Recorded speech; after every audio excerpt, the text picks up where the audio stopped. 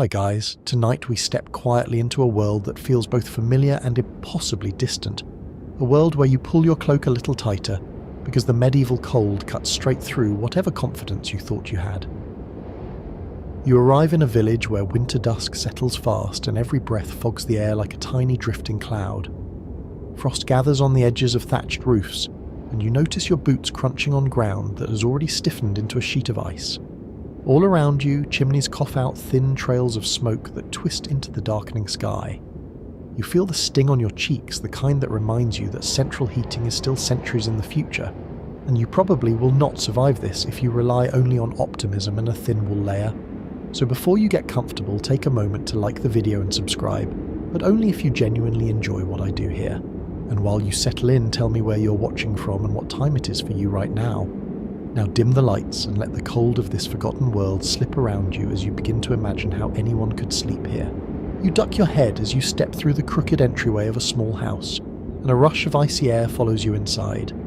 Winter dusk has swallowed almost everything outdoors, and the only light left is the faint glow of embers struggling in a small hearth.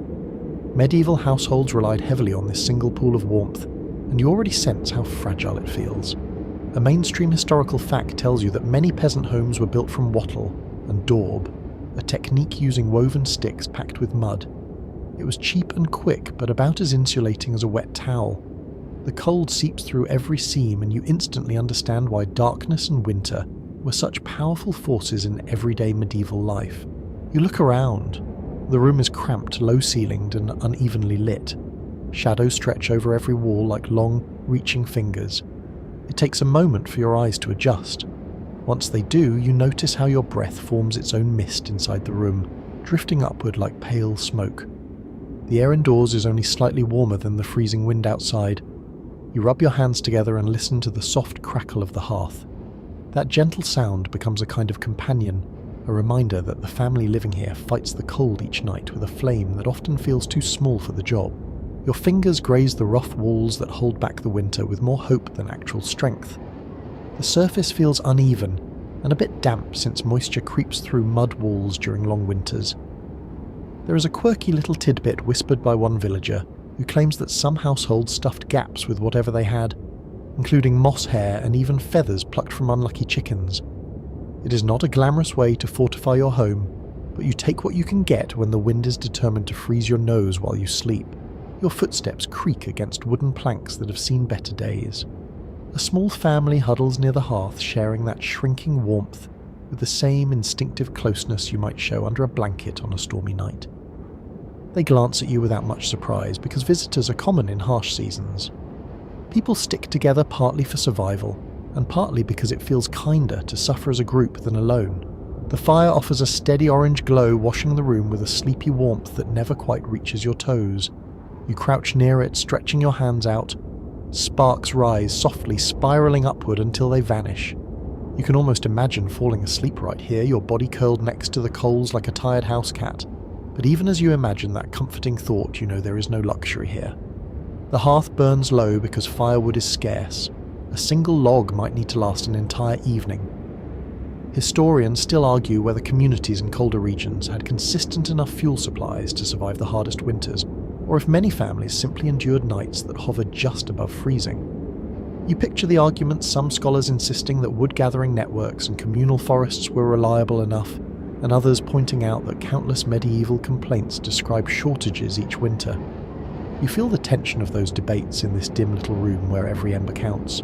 A thin smoke haze hangs near the ceiling. The chimney is little more than a hole in the roof, and sometimes the wind pushes smoke back inside. You blink through the haze and feel the faint sting in your eyes.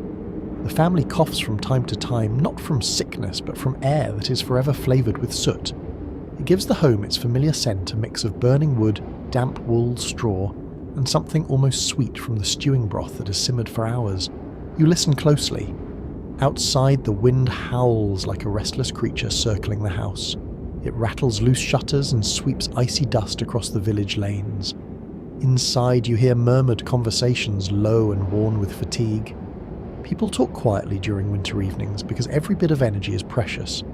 You hear a gentle lull in voices when the fire pops, as if everyone is waiting to see whether it will hold steady or dim into darkness. Moments like that shape your sense of the night. You understand how fragile warmth feels in the Middle Ages and how every spark matters. You settle onto a small bench, feeling how cold the wood is beneath you.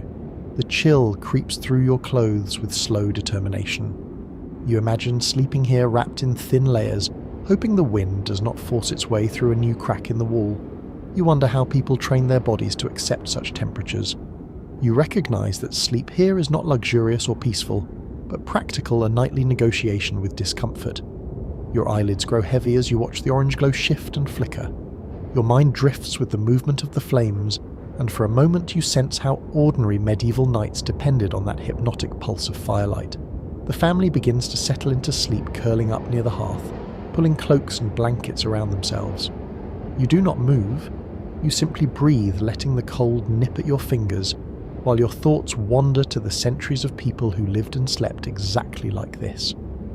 You imagine every winter night they endured, every shiver, every cramped corner of warmth they claimed as their own. You let that memory settle over you like a thin blanket, and you sit there listening to the soft crackle of the fire, letting the cold of the Middle Ages become your own for a moment.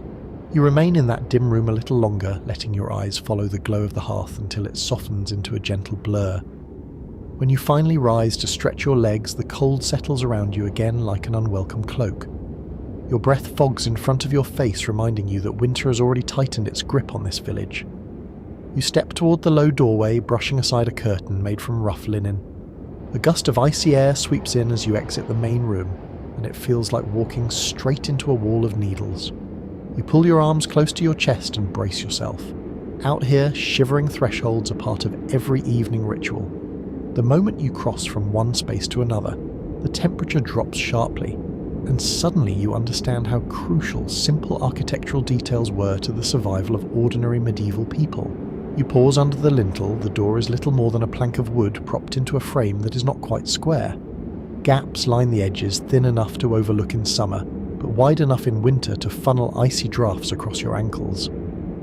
A mainstream historical fact points out that medieval homes rarely had the tight masonry or fitted woodwork that later buildings enjoyed. Even prosperous farmhouses struggled to keep out the cold. Poorer homes, like the one you stand in, simply tolerated it. You can almost imagine villagers stuffing spare cloth into cracks, or leaning heavy objects against doors to keep out even a little of the biting air. The threshold itself feels uneven beneath your boots. The packed earth has hardened into something like stone, and the edges near the doorframe glisten with a thin sheen of frost. You lower yourself carefully to run your fingertips along the surface. The cold almost burns. A quirky tidbit drifts through your thoughts, something a wandering storyteller once whispered. Some households sprinkled ash around doorways during winter nights because they believed ash could confuse malevolent spirits, and at the same time soak up moisture that crept under the door. Whether it worked or not is up for debate, but it certainly adds character to this chilly doorway. You step fully inside a smaller antechamber, a kind of entry space that barely counts as a room. The wind slips through a loose shutter and brushes against your cheek with the sting of a wet cloth fresh from freezing water. You breathe slowly and listen to the faint whistle of air squeezing through the imperfect seams in the wall. Instinctively, you pull your cloak around your shoulders. You picture villagers doing the same thing each evening, their tired bodies bracing themselves for the shock of cold before they reach the hearth. The house you explore is tiny, so the threshold zone becomes an odd mix of indoors and outdoors. The walls and ceiling protect you from snow and rain, but the temperature tells a different story. It is hard not to smile a little thinking about how modern standards would crumble here. You have walked only a few steps away from the hearth, and already your hands feel stiff, your nose prickles with cold, and your ears begin to ache. No wonder people congregated around fires and rarely strayed far from them during long winter nights. You run your hand across the wooden door again. The wood is expanded and contracted through countless seasons, leaving it warped and slightly bowed. You imagine a villager trying to repair it during a rare, mild afternoon, jamming new pegs into place or hammering a board over a fresh crack. Historians still argue whether peasants devoted much time to winterizing their homes, or if they accepted the cold as an inevitable companion. You sense that both possibilities hold some truth. Some families may have worked tirelessly to plug every gap. Others probably shrugged and went to bed in thick layers, resigned to the relentless draft that greeted them each night. You shift your stance and feel the way your weight causes the floorboards to creak. The sound is sharp and lonely, echoing through the narrow space. You picture how those creaks must have shaped the rhythms of medieval living. People knew which steps were safe, which ones squeaked, and where to place their feet to avoid waking children or livestock. That knowledge becomes a quiet comfort in a world where so little comfort is guaranteed. You lean closer to a corner of the wall where the daub has cracked. Cold air seeps through a thin fissure brushing across your knuckles. There is something strangely intimate about noticing the same floors that villagers saw every day, floors they covered with cloth straw or bits of old garments. You brush the crack gently and feel the way the cold pulses in and out with the breeze. The detail is small, but it speaks volumes about how winter nights felt for the poor. Not dramatic, not theatrical, just constant lingering discomfort. The ceiling above you droops slightly under the weight of years. Smoke from countless hearth fires has stained it a deep brown, almost black in some areas. The scent of old wood and soot blends with the sharp smell of outside air swirling through the threshold. It is a surprising blend, earthy and raw. You breathe it in and feel yourself settling into the rhythms of this place. It is not pleasant, but it is strangely grounding. You shift to look outside. The sky's nearly black now, a few stars peeking through the haze of cold. Snowflakes drift lazily across the village lanes, catching what little light spills from nearby windows. You imagine villagers stepping across their own thresholds, hugging their cloaks tight as they hurry from one home to another. Every transition between spaces, even short ones, demands courage and a steady acceptance of discomfort. You step back inside the small chamber, letting the faint warmth of the main room reach your skin. The difference is subtle but noticeable.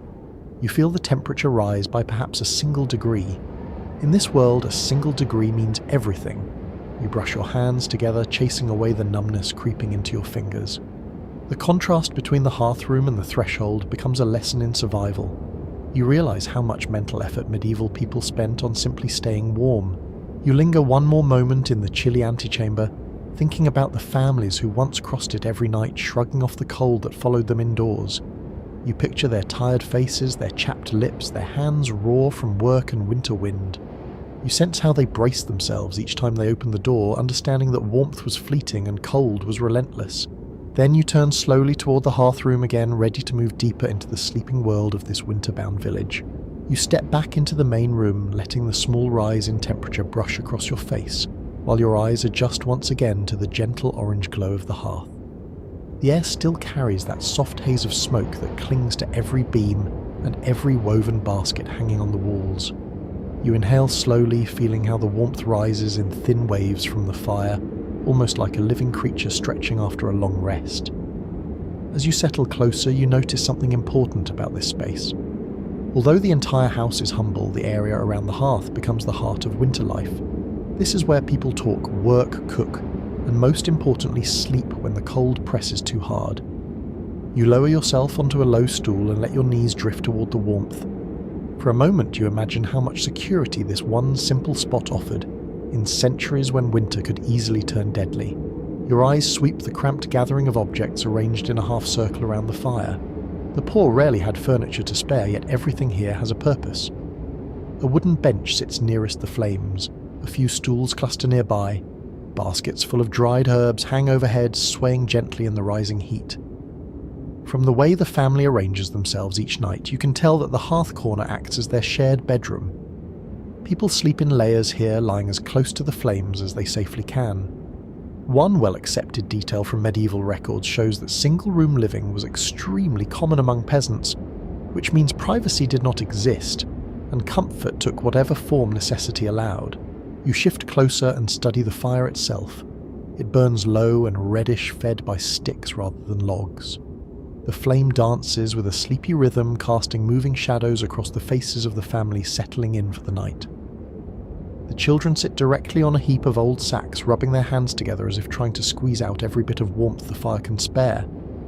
The parents lean heavily against each other, their body language shaped by exhaustion and cold. You see how their posture changes the moment they face the hearth. Their shoulders drop, their bones loosen, and the tension they carry from working long winter days fades just a little. You notice something peculiar. The corner nearest the fire is slightly raised. It looks like packed earth shaped deliberately into a small platform. There is a curious little detail people sometimes overlook about poor medieval homes. Some families thickened the floor next to the hearth to create a warmer sleeping area because heat rose more strongly there. You run your palm across the surface and feel how the warmth gathers in that spot. It is not much, but it is enough to make a difference.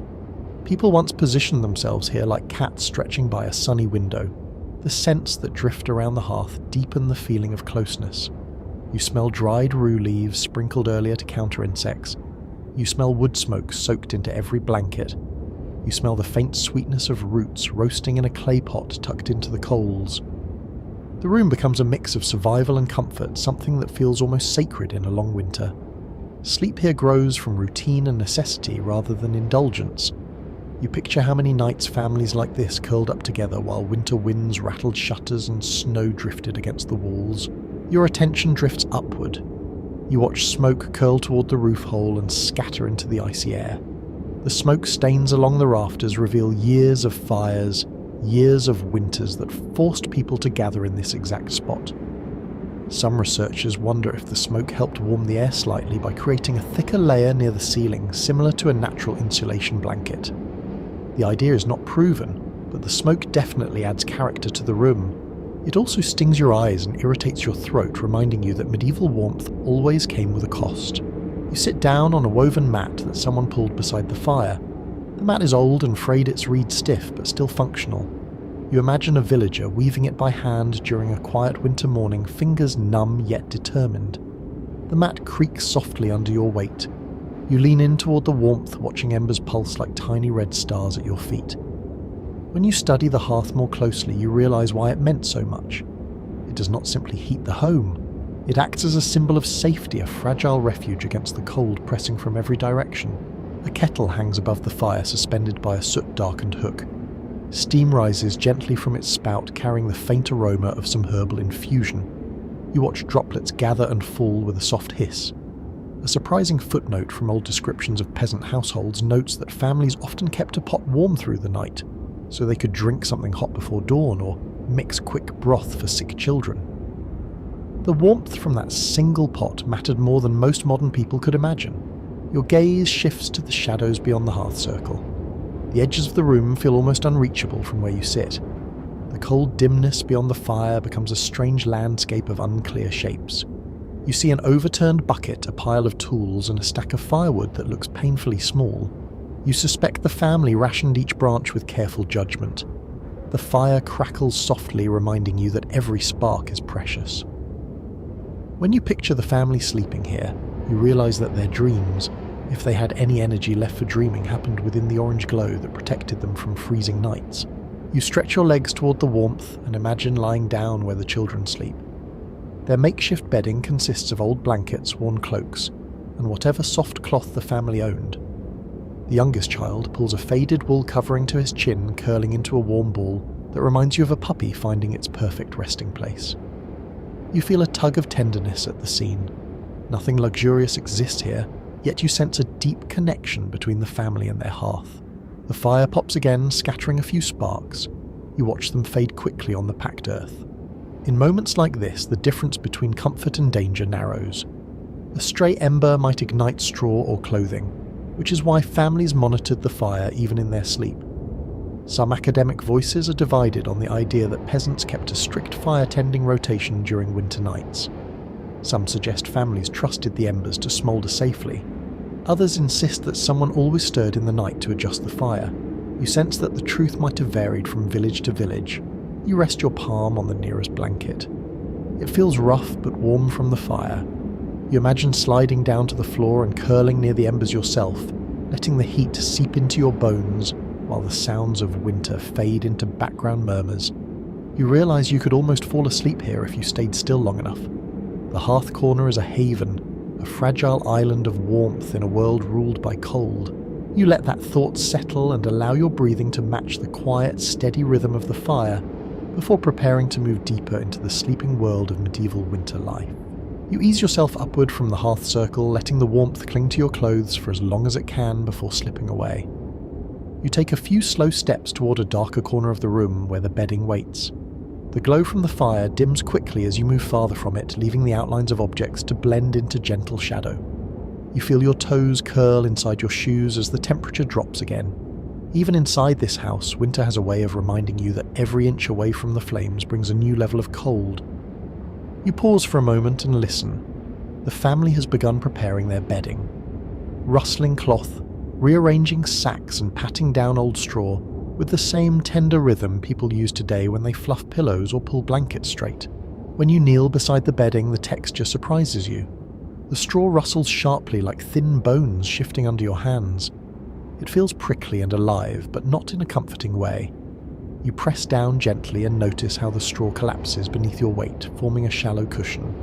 Sleep on these straw pallets is nothing like the thick mattresses of modern comfort. One detail found in multiple medieval household inventories confirms that straw pallet beds were almost universal for the poor. People refreshed the straw when insects became unbearable, or when the cold made the old bedding too brittle to soften. You imagine how sleep quality depended heavily on the freshness of the straw and the small rituals of smoothing it out at night. You settle onto the pallet for a moment, feeling each piece shift beneath you. It rustles loudly, making the children glance over at the sound. You can tell the family is used to it. They barely react, moving instead with practiced hands that pat down edges and shake loose debris. As your fingers sift through the straw, you come across small bits of leaf and husk. Sometimes even tiny splinters hide inside. There is a small but amusing fact whispered in old letters and village anecdotes that people occasionally complained about sharp kernels poking their backs or legs throughout the night. It is the type of tiny hardship that would drive a modern sleeper mad, yet medieval villagers likely accepted it without much comment. You run your palm across the top layer and sense the faint warmth trapped between the straw and the worn cloth placed over it. These cloth covers are the only thing standing between your skin and a bed of sticks. The fabric feels rough, woven from coarse wool that scratches your fingertips. The edges are frayed. A few patches have been sewn in with uneven stitches. Someone worked hard to keep this bedding usable, nudging it through each winter like a tired but loyal companion. You stretch out fully to test the sensation. The uneven shapes beneath you force your body into odd angles. Your shoulder rests slightly higher than your hip. Your head dips into a shallow pocket where the straw has thinned. You feel the cold radiating upward from the ground, creeping along your spine. When the wind slips through a crack in the wall, the chill intensifies as if tugging at the blanket around your shoulders. The entire experience reminds you that medieval sleep is not something soft and indulgent. It is survival lying quietly under the cover of night. You turn your head toward the family. They have settled into their own pallet. The father adjusts his blankets while the mother lifts a small child and shifts her closer so she can share body heat. Their movements are slow and practiced, shaped by nights upon nights of repetition. You see the child curl up her tiny feet, disappearing beneath a wool covering. Her sigh sounds like a soft puff of air in the cold silence. Your hand brushes a small wooden box tucked near the bed. Inside it, faint traces of herbs linger. One unusual observation found in several rural traditions suggests that some households mixed dried lavender, mint or rosemary into their straw as a simple comfort or an attempt to mask the smell. Whether it helped much is unclear, but you sense how the small gesture might have made bedtime a little sweeter in a world where sweetness was limited. When you lift your head again, you notice another detail. The pallet nearest the hearth sits slightly raised on a wooden frame, while the others lie directly on the ground. Only the lucky few slept on raised pallets in poor households.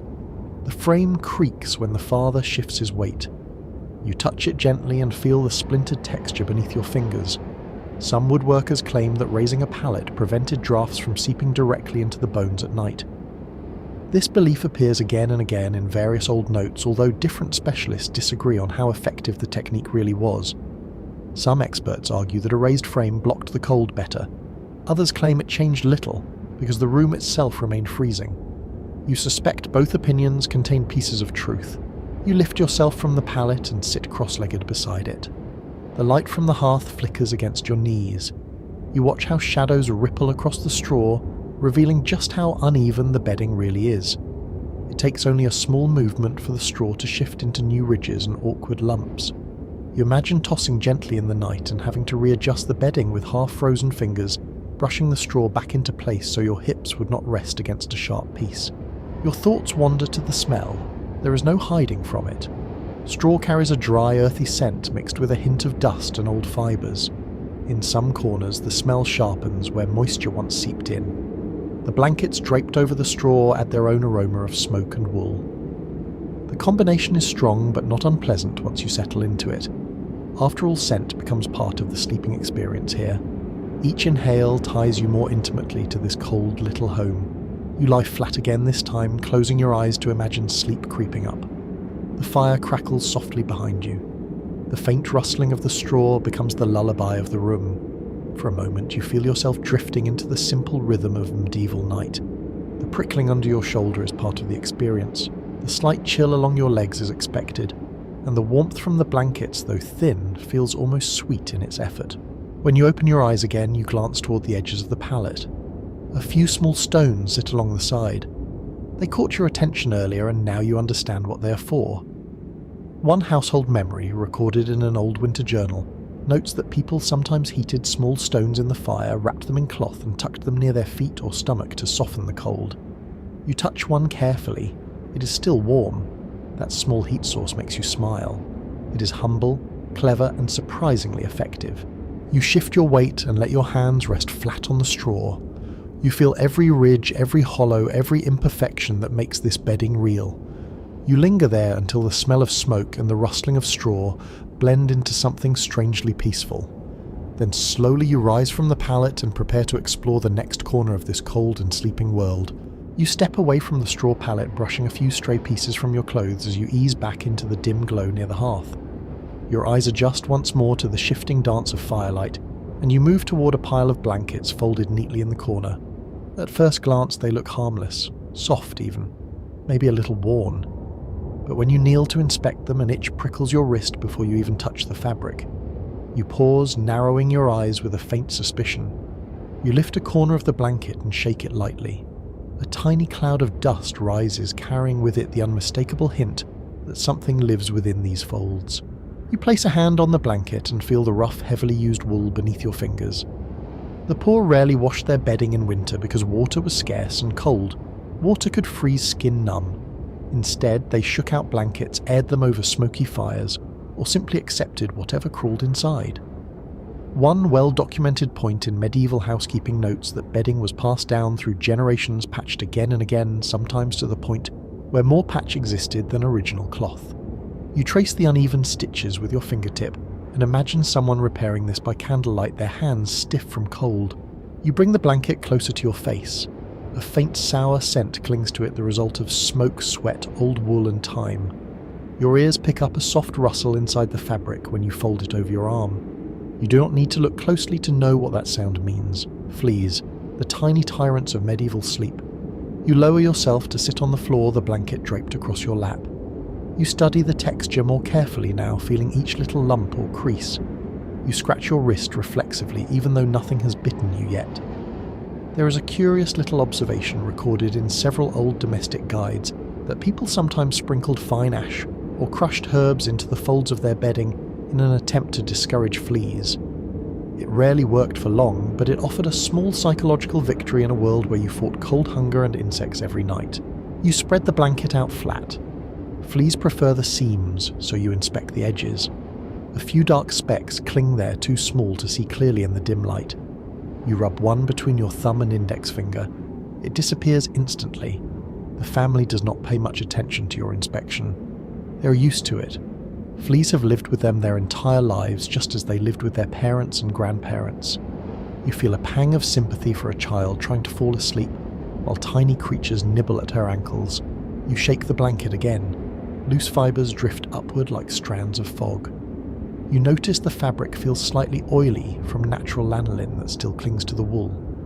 Lanolin offers a bit of warmth, and in cold months any extra warmth feels like treasure. You imagine someone wearing this blanket around their shoulders during the day, then laying it carefully on the pallet at night, grateful for whatever protection it gave. Bed coverings like this were part cloak, part coat, part shield against the cold. You press your palm against the wool and think about the sensation. It is warm in some spots and cold in others, depending on how close they were to the hearth earlier. You can almost map the rhythm of family life by these temperature differences. The warm patches belong to shoulders, backs and tired limbs. The cold corners belong to fearsome winter drafts that slip beneath the door and snake across the floor. You shift your attention to the underside of the blanket. As you lift it, something bites your forearm lightly. The sting is tiny but unmistakable. You let out a small, frustrated breath and brush it away. It is possible you carried this prickly little passenger every night if you lived here. Sadly, this is not a rare annoyance. Several surviving complaints from medieval households describe how insects disrupted sleep far more than cold did. People feared the cold, but they resented fleas.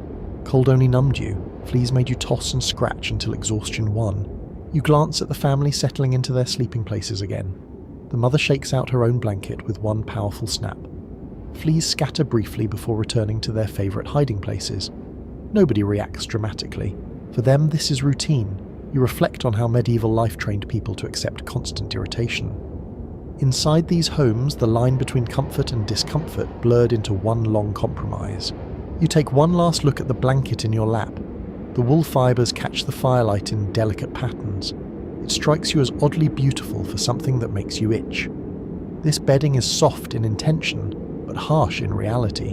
It wants to warm you, yet it never lets you forget the world you live in. You fold the blanket and place it back on the pallet. The child immediately scoots closer, wrapping herself in it despite its flaws. She sighs softly, a tiny exhale of relief. Watching her, you understand something that no lecture or book can fully convey. In this time, warmth is precious enough that people gladly accept a few bites in exchange for it. You stay there a moment longer, letting the scene settle. The light flickers over the family, soft and rhythmic. The blanket rustles. A flea jumps. Someone scratches their arm and murmurs sleepily. You feel both the discomfort and the tenderness of it all, mixed in one strangely intimate moment. The air holds an earthy smell of wool ash and human life pressed close by winter hardship. A thought slides quietly into your mind. Certain specialists continue to question whether flea populations truly exploded in winter, or if they simply felt worse because people huddled together more tightly in the cold. The truth is hard to pin down, because evidence points in different directions. What you know for sure is that fleas are here. They are part of the night, part of the story. You cannot ignore them. As you rise from the pallet and brush off your clothes, you catch one final glimpse of the blankets arranged in their rough-patched beauty. They are imperfect, itchy, and shared with tiny intruders. Yet they are the only barrier between the cold floor and the vulnerable bodies curled beneath them. You turn toward the hearth again, letting the faint warmth guide you forward as you prepare to explore the next layer of medieval winter sleep. You stand slowly stretching your arms as the chill settles once more over your shoulders. Your eyes drift toward the bundle of clothing hanging near the hearth, each piece arranged carefully on a wooden peg. At first, it looks like a cluttered collection of everyday garments.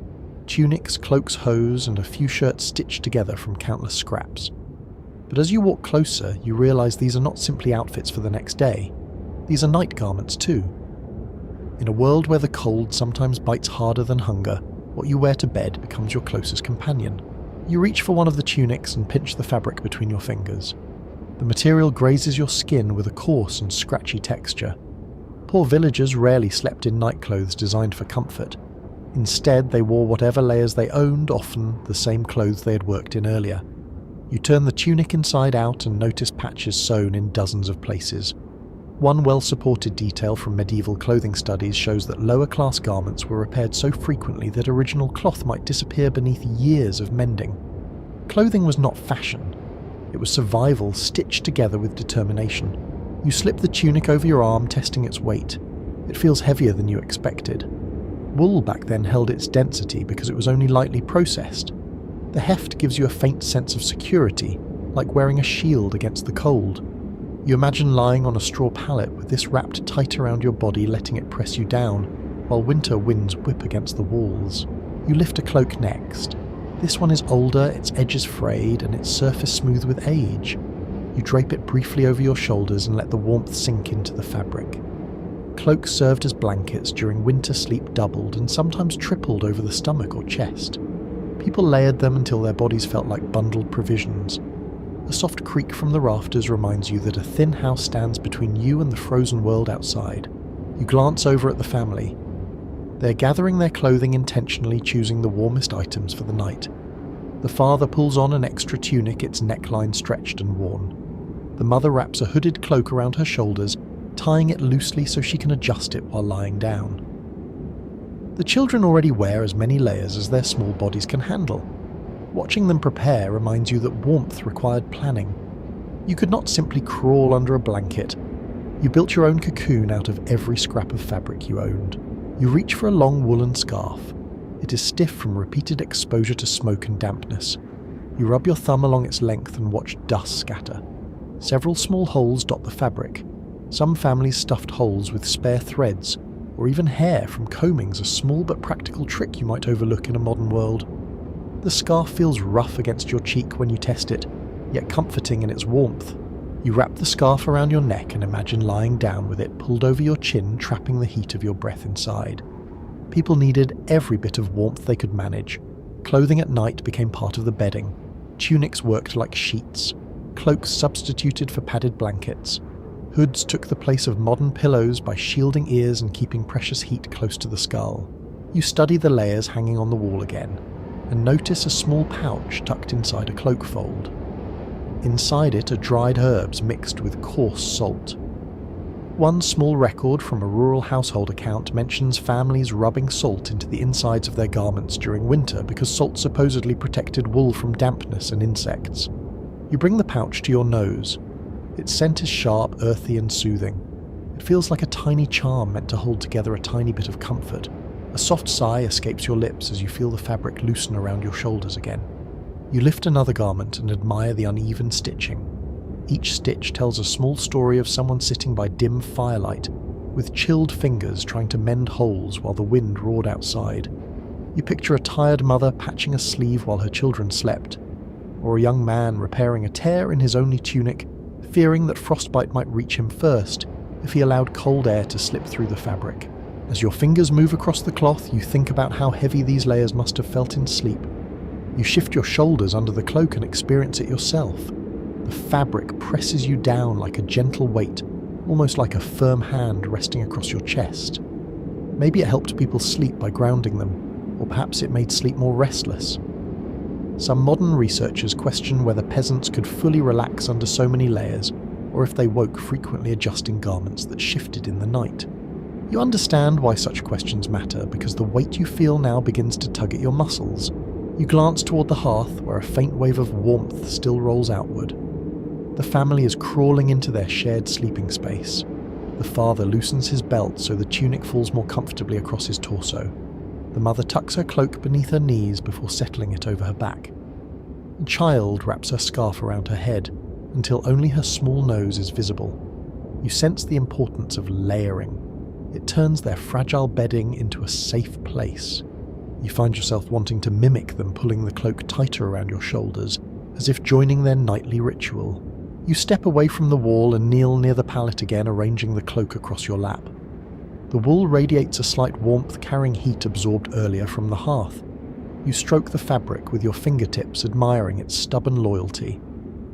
These garments might be patched, frayed, stretched and stained, but they protect their wearers night after night without complaint.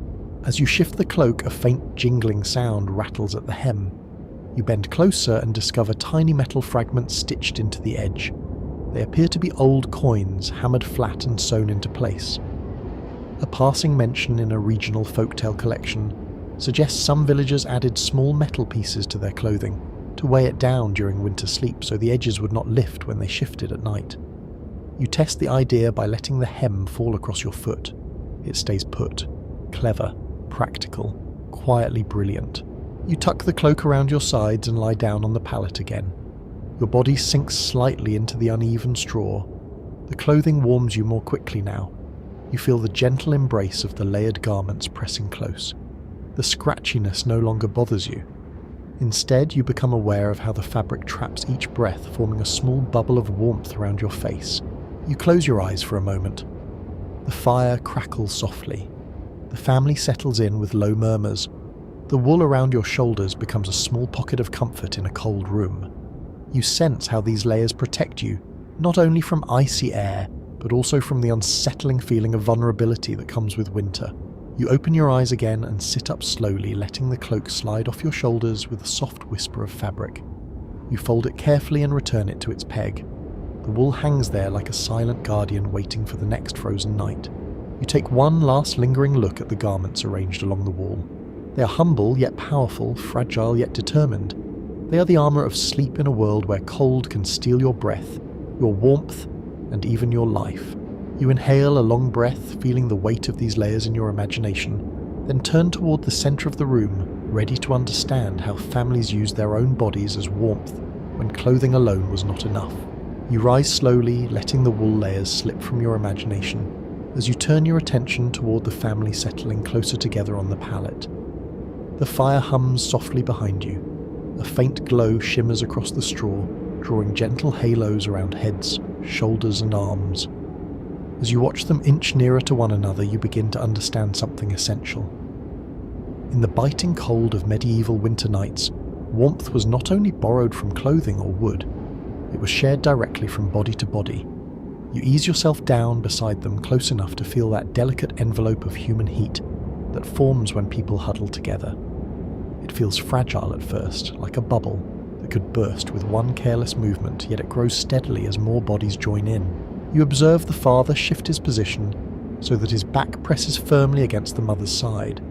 She in turn wraps an arm around one of the children, who burrows deeper into her cloak until only a small tuft of hair shows. The older child scoots toward the father, pressing her knees against his thighs. Their movements are calm and practice shaped by years of cold nights. A consistent pattern found in many medieval village accounts describes how families arrange themselves in careful order, placing children in the centre and adults on the outside to shield them from drafts. You feel the logic in it immediately. The outer edges catch the cold first. The centre becomes a tiny sanctuary. You lower your hands to the straw and feel the faint rise of warmth where bodies have already rested. It is not much, but enough to notice. You slip closer and the family barely reacts. Sharing warmth is not a private gesture here. It is expected. It is survival disguised as affection. You sense that even strangers during emergencies would be welcomed into these tight family circles. Not for comfort alone, but because every extra body strengthened the warmth. You listen to the sound of breathing, slow inhales, soft exhales. Together they form a gentle rhythm you could sink into. In a quiet room like this, human breath becomes one of the most reassuring sounds. You imagine how comforting it must have been for people living through endless winters when storms raged outside and frost crept beneath the door. Your gaze drifts across the small faces in front of you. The younger child, warm from her mother's arms, relaxes more deeply with each breath. Her cheek rests against worn wool. Her eyelashes tremble slightly as sleep approaches. You notice the slight rise and fall of her shoulders, and your own body instinctively matches her pace. A warmth not entirely physical begins to settle across your chest. You shift your weight to sit more comfortably among them. The father glances at you briefly. He tilts his head with a small smile, the kind that holds tiredness and acceptance in equal measure. You smile back.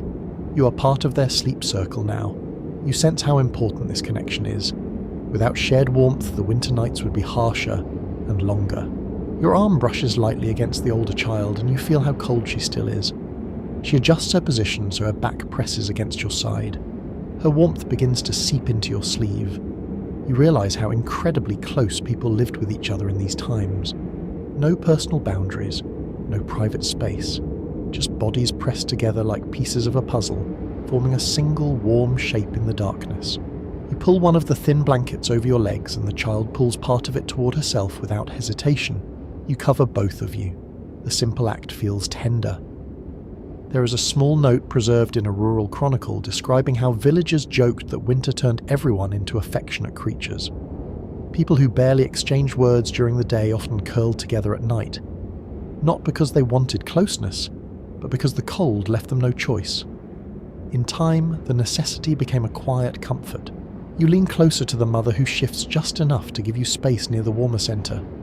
Her cloak feels thick against your arm. Her presence radiates a steady calm. She hums something under her breath, a soft and nearly silent tune. It might be meant for the children, or perhaps she hums simply to keep herself focused while waiting for sleep. Her voice vibrates gently through the layers of fabric. As the circle tightens, you understand that body heat becomes its own kind of currency in winter. It is distributed, carefully shared, intentionally, treasured quietly. You imagine nights when the cold felt even worse than this. Nights when the fire nearly died. Nights when snow buried doorways and people had no chance to fetch extra wood. On those nights, families must have pressed even closer, turning the tiny circle into a cramped knot of limbs, wool and breath. You look toward the door. A draft slips through the frame, brushing across the father's back. He shivers, then immediately shifts closer to his daughter, using his own body as a shield. You feel that shiver travel around the group like a small wave. Then the warmth returns as the circle adjusts. How many nights like this did medieval people endure, cold pushing in, warmth pushing back? You think for a moment about how contradictory this sleep arrangement must have felt. On one hand, deeply comforting, on the other, cramped and difficult. People probably woke often, nudging elbows into ribs, adjusting blankets, shifting to relieve sore muscles. Some historical writings reference this pattern, indirectly mentioning restless nights and frequent repositioning. But they also mention families who remembered winter nights as times of closeness. Nights when you felt your loved ones breathing beside you, steady and alive. A small sound rises near your ear. The older child mumbles something in her sleep, her voice soft and wavering. You cannot understand the words, but they carry a sweetness that softens the cold pressing around you. You adjust the blanket slightly so she stays covered. The act feels natural. The warmth grows stronger. It wraps around you like a slow-moving tide. You notice how your own breathing grows deeper. Your muscles loosen. Your eyelids grow heavy. Shared warmth has a way of inviting sleep even when discomfort lies beneath it. Before you let yourself drift too far, you slowly lift your body from the pallet. The warmth breaks instantly. A cool draft finds your legs. You shiver, realizing how vulnerable winter nights truly were. You brush a hand gently across the blanket covering the children. Then you rise quietly, stepping away from the tight circle of warmth. You glance back once more. The family, woven together like a single shape, has already begun to fade into rest. Their breath rises gently into the dim air. Their closeness glows like a small ember in the vast cold of the medieval night. You inhale deeply, feeling traces of their warmth still clinging to your clothes, and turn toward the far corner of the room where other companions wait to share the night in their own unexpected way. You move quietly across the room, letting the last traces of human warmth slip from your skin as you approach a wooden partition near the side wall. A faint rustling sound rises behind it, soft and rhythmic. At first, you think it might be the wind brushing something loose, but as you draw closer, you catch the unmistakable scent of animals. Warm, musky, earthy, it fills the air in a way that is strangely comforting when the cold grows sharp enough to sting the inside of your nose. You lift the edge of the partition and peer into the small space beyond. There, nestled on a bed of straw, lie the other night companions of this medieval household. A goat rests with her legs tucked neatly under her body, her breath rising in misty clouds. Two chickens huddle together beside her feathers, puffed out like miniature shields against the cold. You feel the warmth radiating from them before you even step fully inside. It is gentle but constant, like the slow exhale of a sleeping giant. You crouch down, letting the straw shift beneath your knees, and the goat lifts her head to look at you with calm, curious eyes. You lower your hand toward her. She sniffs at your fingers, then nudges you softly with her nose. Her warmth is almost surprising. People often forget how much heat a single goat can generate. One consistent detail found across rural winter accounts is that families kept livestock indoors not only for the animal's safety, but also to help warm the living space. A body is a furnace no matter who or what it belongs to. The goat settles back down, and you feel her warmth spreading through the narrow space like a quiet blessing. You shift your gaze toward the chickens. Their feathers gleam softly in the dim light. You listen to their gentle clucks, low and vibrating. The sound blends with the crackle of the hearth beyond the partition, forming a simple night melody. With your hand, you smooth a small patch of straw near them. Beneath the surface, the straw is surprisingly warm. The chickens shuffle closer, unconcerned by your presence. You understand why the poorest families often let their animals sleep near or even on their bedding. Warmth did not discriminate. If it kept you alive, it was welcome. You ease yourself into a sitting position, letting the animal's warmth touch your legs. The goat shifts her weight, releasing another wave of heat. You inhale deeply. The scent is strong but not unpleasant. It carries notes of hay, wool and earth. You sense how deeply intertwined animals were with daily life. They were food, labour, companionship, and in winter they were heaters that never went out. You smile softly, imagining how many medieval children fell asleep with the comforting presence of a goat pressed against their feet. You stroke the goat's back. Her fur feels thick and slightly oily. A few flakes of straw cling to her coat. You remember that many medieval households brushed their livestock each evening, not for cleanliness alone, but because cleaner coats held warmth better. One charming observation found in a minor monastic record mentions that monks believed brushing an animal during winter was an act of mutual charity. The goat gave warmth, and the human gave comfort. You like the idea. It feels true in this moment.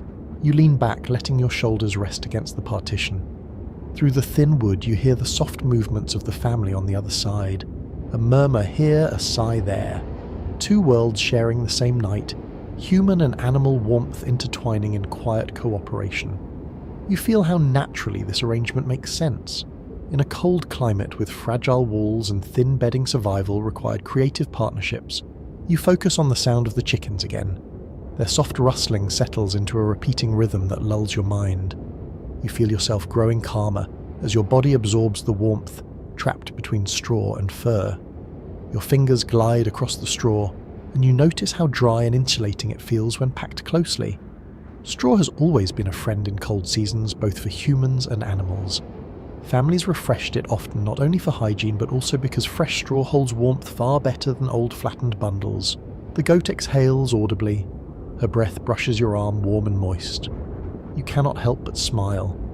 It is like sitting beside a loyal dog who happens to smell like a barn and radiate the perfect amount of heat. You imagine cold nights when the children sneaked over to nap against her warm flank, giggling as she flicked her ears. You can easily see why livestock slept indoors before barns became separate structures. A quiet thought drifts into your mind.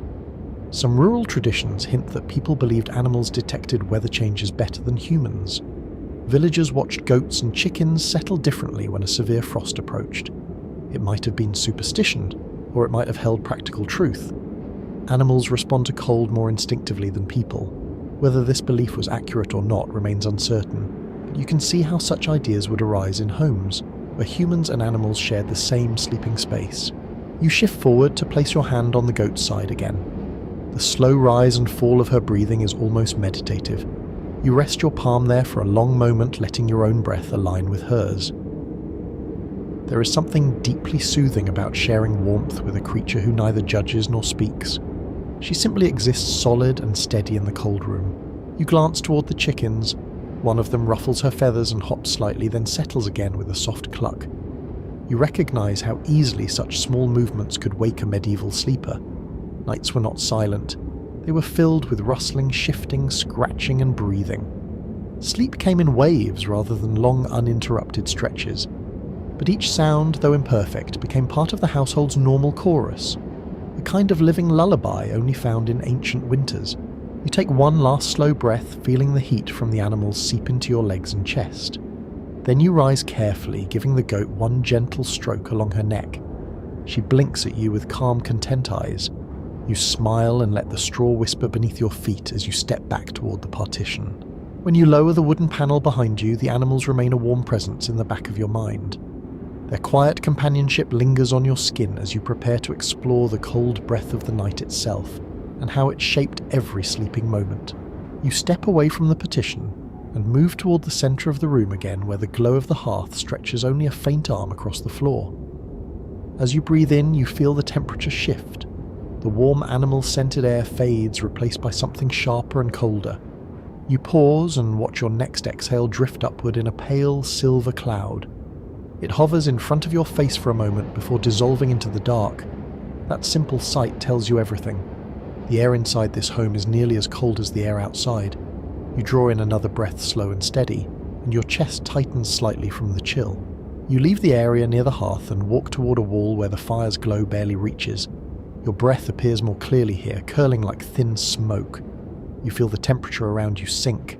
You lift your hand and blow gently into it. A small plume of warm air escapes your lips and floats upward. You watch the cloud drift, half fascinated and half unsettled. In this world, the fact that you can see your own breath indoors is not a warning sign. It is normal. It is simply winter. You kneel and place your hand against the wall. The surface is damp and cold, almost icy. A thin film of moisture coats the rough daub. You pull your hand away and rub your fingers together. You imagine the villagers doing the same throughout the night, noticing the cold creeping into every corner of their home. One regularly mentioned observation in medieval building notes explains that single-room houses had poor ventilation during winter because families blocked cracks to keep out drafts. This made breath condense more easily indoors, leaving walls slick with moisture by morning. You look toward the ceiling and see faint wisps of condensed breath swirling upward from the family sleeping near the hearth. Each exhale adds to the small cloud forming above them. The air shimmers softly, reflecting the firelight. In this moment, the entire house feels like a lung expanding and contracting with every sleeper. You walk slowly across the room, letting your footsteps fall softly. You exhale deliberately now, watching each breath drift like tiny ghosts. There is something strangely peaceful about seeing the rhythm of your own breathing, almost like watching mist over a frozen pond. Yet it also reveals a harsh truth about medieval nights. If your breath is visible, your body is losing heat, and heat was something no one could waste. You stop near a gap between two loose boards. A faint draft slips through and brushes against your calves. You feel the cold rush upward like a warning. You crouch and blow gently into the gap. Your breath forms a cloud that is immediately torn apart by the incoming air. You sit back on your heels and listen to the faint whistle the draft makes as it squeezes through the wood. People must have heard this sound throughout winter nights, reminding them that their homes were not sealed fortresses but fragile shells against the cold. You move closer to the sleeping family again, careful not to step on the scattered straw. The air feels slightly warmer here, but still cold enough that your breath remains visible. The children sleep curled into tight knots, their bodies conserving heat with instinctive precision. Their small clouds of breath rise and mingle into one gentle plume above them. You feel your heart soften at the sight. A thought drifts through your mind about the way people interpreted breath in the cold. There exists a small collection of folk tales suggesting that some villagers believed visible breath revealed the presence of wandering spirits in winter. Cold nights were times when the boundaries between worlds felt thin. Whether such stories reflected genuine belief or simply attempts to entertain children during long dark evenings remains uncertain, yet they add a layer of gentle mystery to the scene unfolding around you. You sit down quietly on the floor and allow your own breath to join the slow-moving cloud above the family. You inhale deep, then let the exhale drift toward the ceiling. The air carries your warmth away and you feel a slight shiver working through your shoulders. A small discomfort, but one that medieval people would have felt constantly. You rub your arms and look toward the roof hole where the faintest wisp of smoke escapes. The cold air slipping through that opening mixes with everything you exhale, making each breath appear even more dramatic. You lower yourself further, lying briefly on the pallet next to the family. The cold air near the floor wraps around you. You lift your head and exhale slowly. The cloud floats at the height of your face rather than rising. It lingers in the dim space like a fragile veil. You imagine waking in the darkness, seeing your own breath hover inches from your nose, knowing that warmth remains a very distant luxury. You close your eyes for a moment, listening to the gentle breathing around you. In this soundscape, breath itself becomes a kind of night rhythm. It marks the passing of time, the presence of life. You think about how many villagers must have woken in the night to see these drifting clouds in the air, perhaps feeling a moment of quiet wonder before returning to sleep. When you sit up again, you glance at the door. Frost is gathering along its edges. You can almost imagine your breath floating toward it and freezing into the wood. You touch the floor and feel the cold radiating upward in waves. The house breathes with you, inhales cold air through cracks, exhales warmth through smoke holes and traps moisture inside. It is alive in its own way. You rise slowly and walk toward the hearth once more, letting the faint warmth meet you halfway. Even here your breath still clouds the air, but the mist dissolves faster. You stand there quietly for a moment, appreciating how something as simple as visible breath shaped the nightly awareness of medieval people. It reminded them of their own fragility. It showed them how close coldness always lingered, and it kept them mindful of survival. You take one final, slow breath, watch it drift like a pale ribbon, and let it vanish above the firelight before you turn inward to explore the symphony of winter sounds that filled these long frozen nights. You stand still beside the hearth, letting the faint warmth settle over your fingers as you tilt your head and listen more closely to the room around you. The cold has sharpened your senses, and in the quiet of this winter night, every sound carries a kind of weight. Medieval nights were never truly silent. They breathed and shifted with their own character. You take a slow step backward away from the fire and close your eyes for a moment to let your ears guide you. The first sound you notice is the wood itself. The beams above you creak gently, stretching the way old trees do in winter.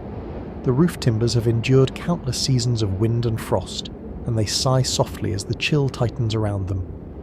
This steady groan is familiar to villagers. It is the voice of a home settling against the cold. A well-recorded detail in several rural building accounts notes how medieval folk could often identify the stability of their house simply by hearing the timbers each night. You understand that idea now. These sounds are the heartbeat of the structure. You shift your weight and let the straw beneath your feet rustle. That small sound blends seamlessly into the room's nocturnal murmur. You take another step and hear the soft clink of a pot cooling near the hearth. Metal contracts in the cold, producing a delicate tap that echoes briefly then fades. In the silence that follows, you notice the faint crackle of lingering embers. One spark flares, then another. Each tiny burst sounds like a miniature firework in the quiet dark. You wander toward the center of the room again and crouch. The cold floor groans as if complaining. You rub your hands together and focus on the layers of sound that build around you. Beyond the walls, wind roams the village lanes. It whistles through narrow gaps between houses and nudges loose shutters that knock gently against their frames. The rhythm feels almost musical, the kind of melody shaped by winter's unpredictable hand. As you listen more intently, something else emerges from the distance. A low howl. Not human, not entirely comforting. A dog, perhaps, or a wolf roaming the outskirts. That distant call reminds you why families slept together, why doors were barred, and why fires were kept alive. Winter nights belong to more than cold. They belong to the creatures outside that moved silently through the snow. It sends a faint ripple of alertness through your spine even though the sound barely reaches you. You turn your head toward the sleeping family. Their breathing is soft but constant. The small puffs of air they release create a faint whisper. One child snuffles once, perhaps shifting in her dreams. The mother murmurs something without waking, a half-formed word carried away by the cold air. These simple human sounds feel warm. They anchor you in the present, reminding you that life continues even in the harshest seasons. You ease yourself down beside the pallet.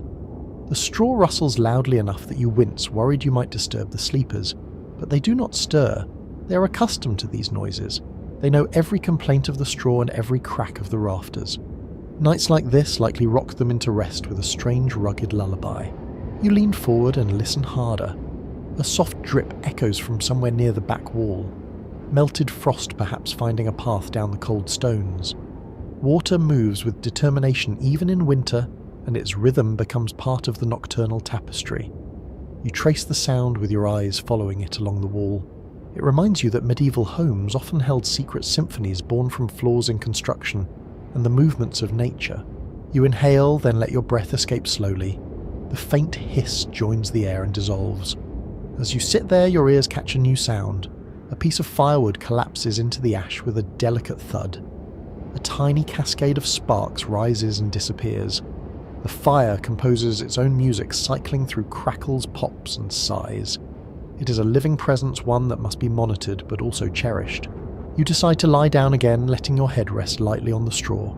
From here, the sounds become richer. The joints in the walls click softly as the temperature drops further outside. The chickens behind the partition shuffle, settling deeper into their bedding. One clucks quietly in her sleep. Her sound blends with the goat's low rumble as the animal exhales. Their nighttime chorus is gentle and strangely soothing. You realize how much comfort these sounds must have brought to families who shared their homes with animals. The noises reminded them they were not alone in the cold. You stretch your legs and slide your hands under your blanket. You listen for something more, something faint, and it comes. The quiet crunch of distant footsteps on packed snow. A villager heading home late. Perhaps someone checking traps or performing a night duty no one envies. The sound fades quickly, swallowed by winter. As the minutes pass, your ears tune to the softest details. The fabric of a cloak shifting as someone rolls slightly. The faint scratching of a mouse in the corner. the drop of ash falling from the hearthstone. Each sound carries a story, a slice of nightly life that might go unnoticed during the day. For a moment you wonder how many medieval people lay awake listening to these same noises, trying to guess the time from the rhythm of the village around them. Some interpretations of rural diaries suggest that nighttime awareness was more active than today. Without clocks or glowing screens, people interpreted sound as a companion, a reminder of the world turning slowly in the dark. Your eyes drift open again. The fire casts long, trembling shadows that sway with each new sound. The movements on the walls make the room seem alive. You begin to feel as if the house itself breathes with you, shifts with you, keeps vigil beside you. You inhale again, letting the nocturnal symphony fill your senses. It is imperfect. It is full of small disruptions, yet it is strangely calming. You feel yourself sinking deeper into the moment.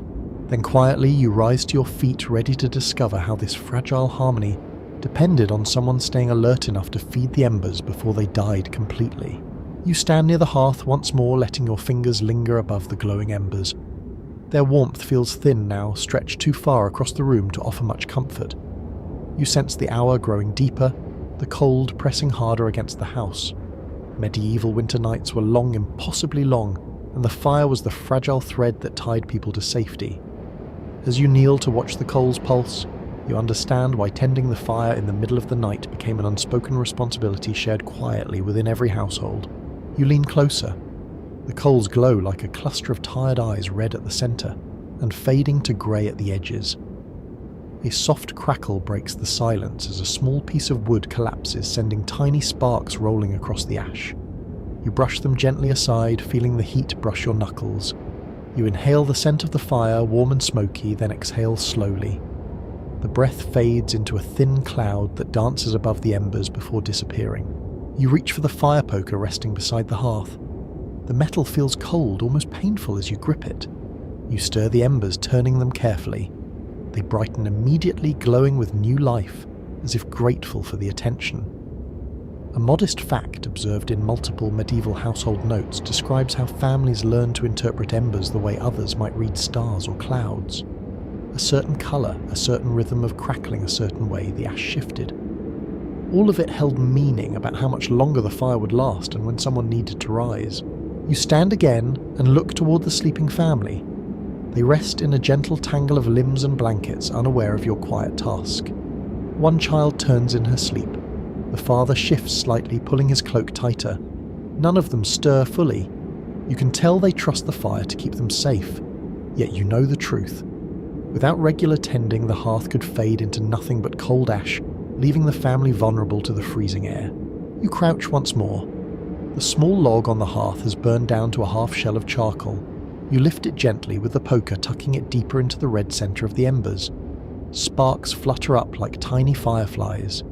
You add a small stick to the edge, sliding it under the coals until it catches. This modest act feels surprisingly intimate. You're not simply feeding a fire.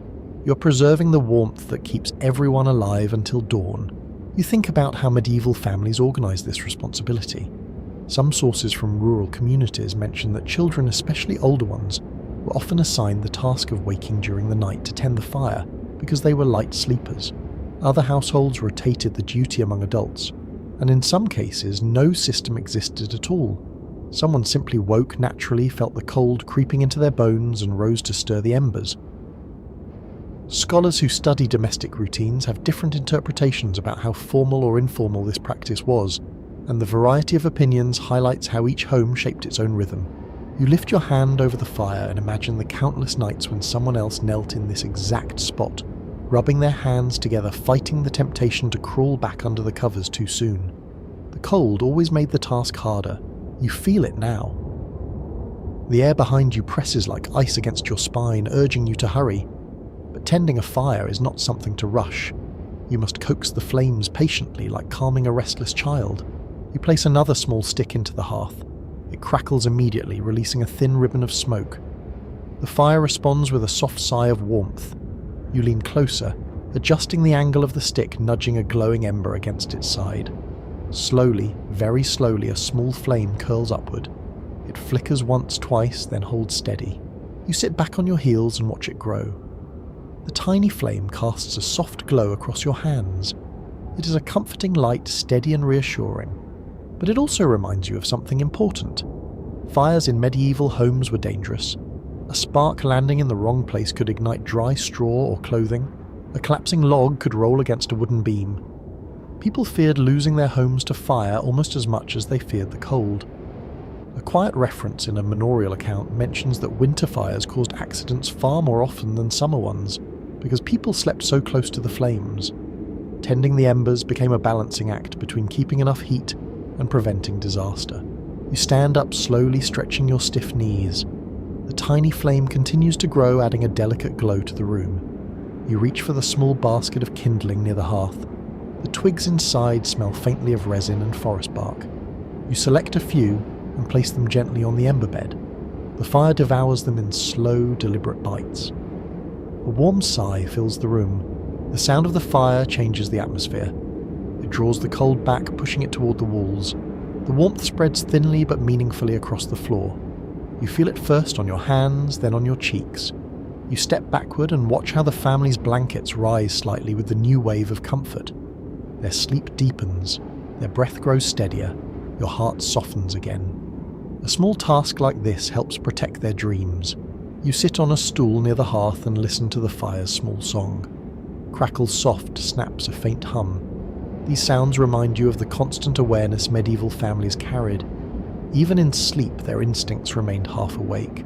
One rustle too loud, one draught too sharp, one ember too dim. It could rouse someone from dreams into a blurry but urgent responsibility.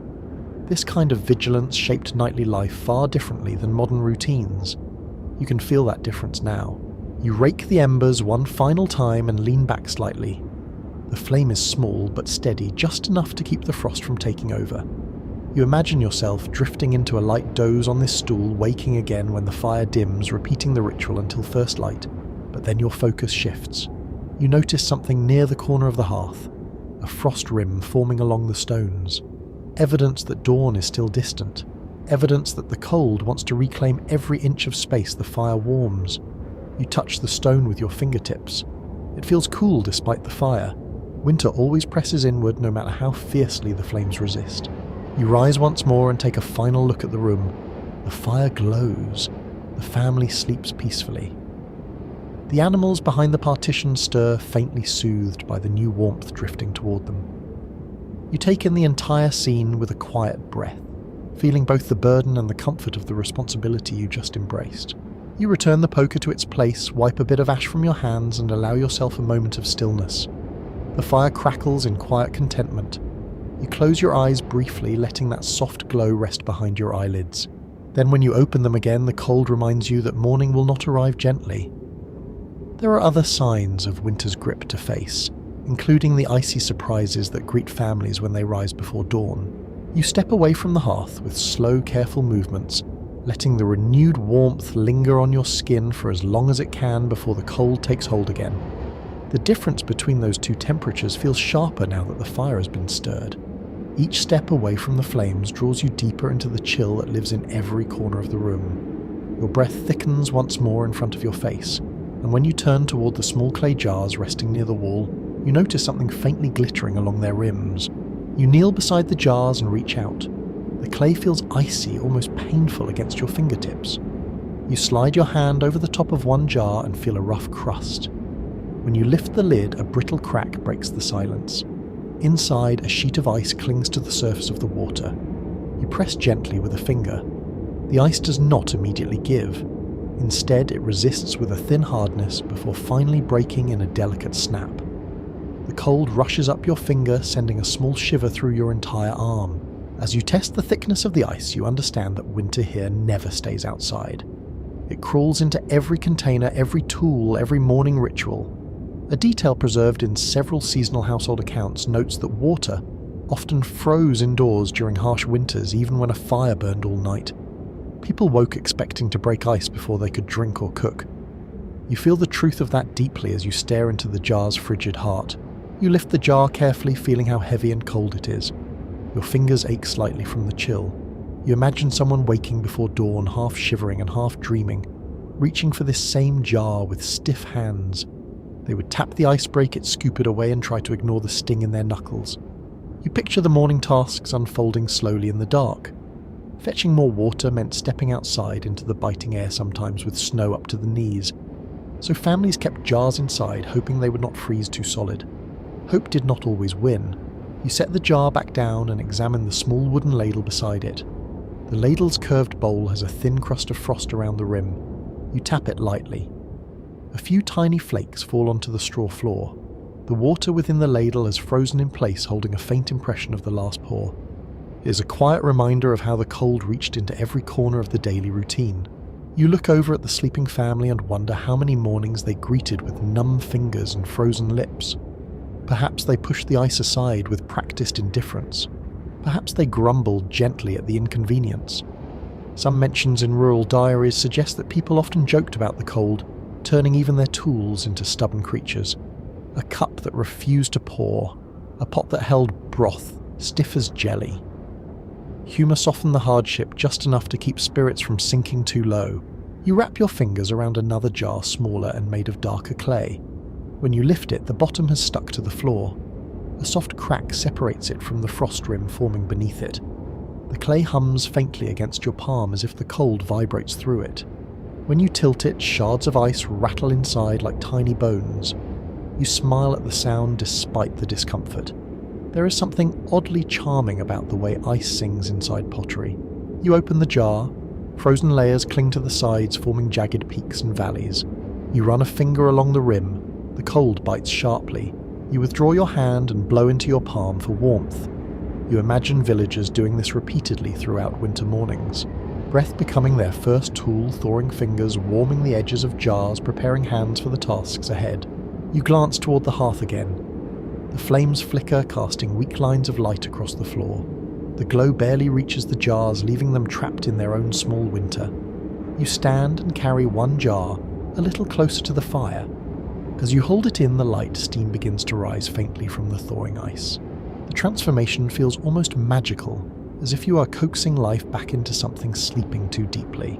You rest the jar on a low stool and watch the ice soften. The firelight glows through it in warm amber tones. A gentle drip forms on the inside wall. Each drop hits the bottom with a delicate plink. This soft rhythm feels like the first hint of morning, a reminder that daylight eventually brings warmth, even if only a small amount. You move back to the wall to check another jar. This one is sealed with a cloth tied tightly around the top. When you pull the cloth away, your fingers brush ice flakes caught in the weave. You lift the jar and tilt it slightly. A thin crack forms along the frozen surface, splitting the ice into uneven pieces. The sound is small, almost playful. You imagine children fascinated by this tapping on frozen jars and watching the ice shift like tiny puzzle pieces. You rub your hands along your sleeves, trying to restore warmth. Your fingertips still sting. You feel the cold settling deeper into your bones now.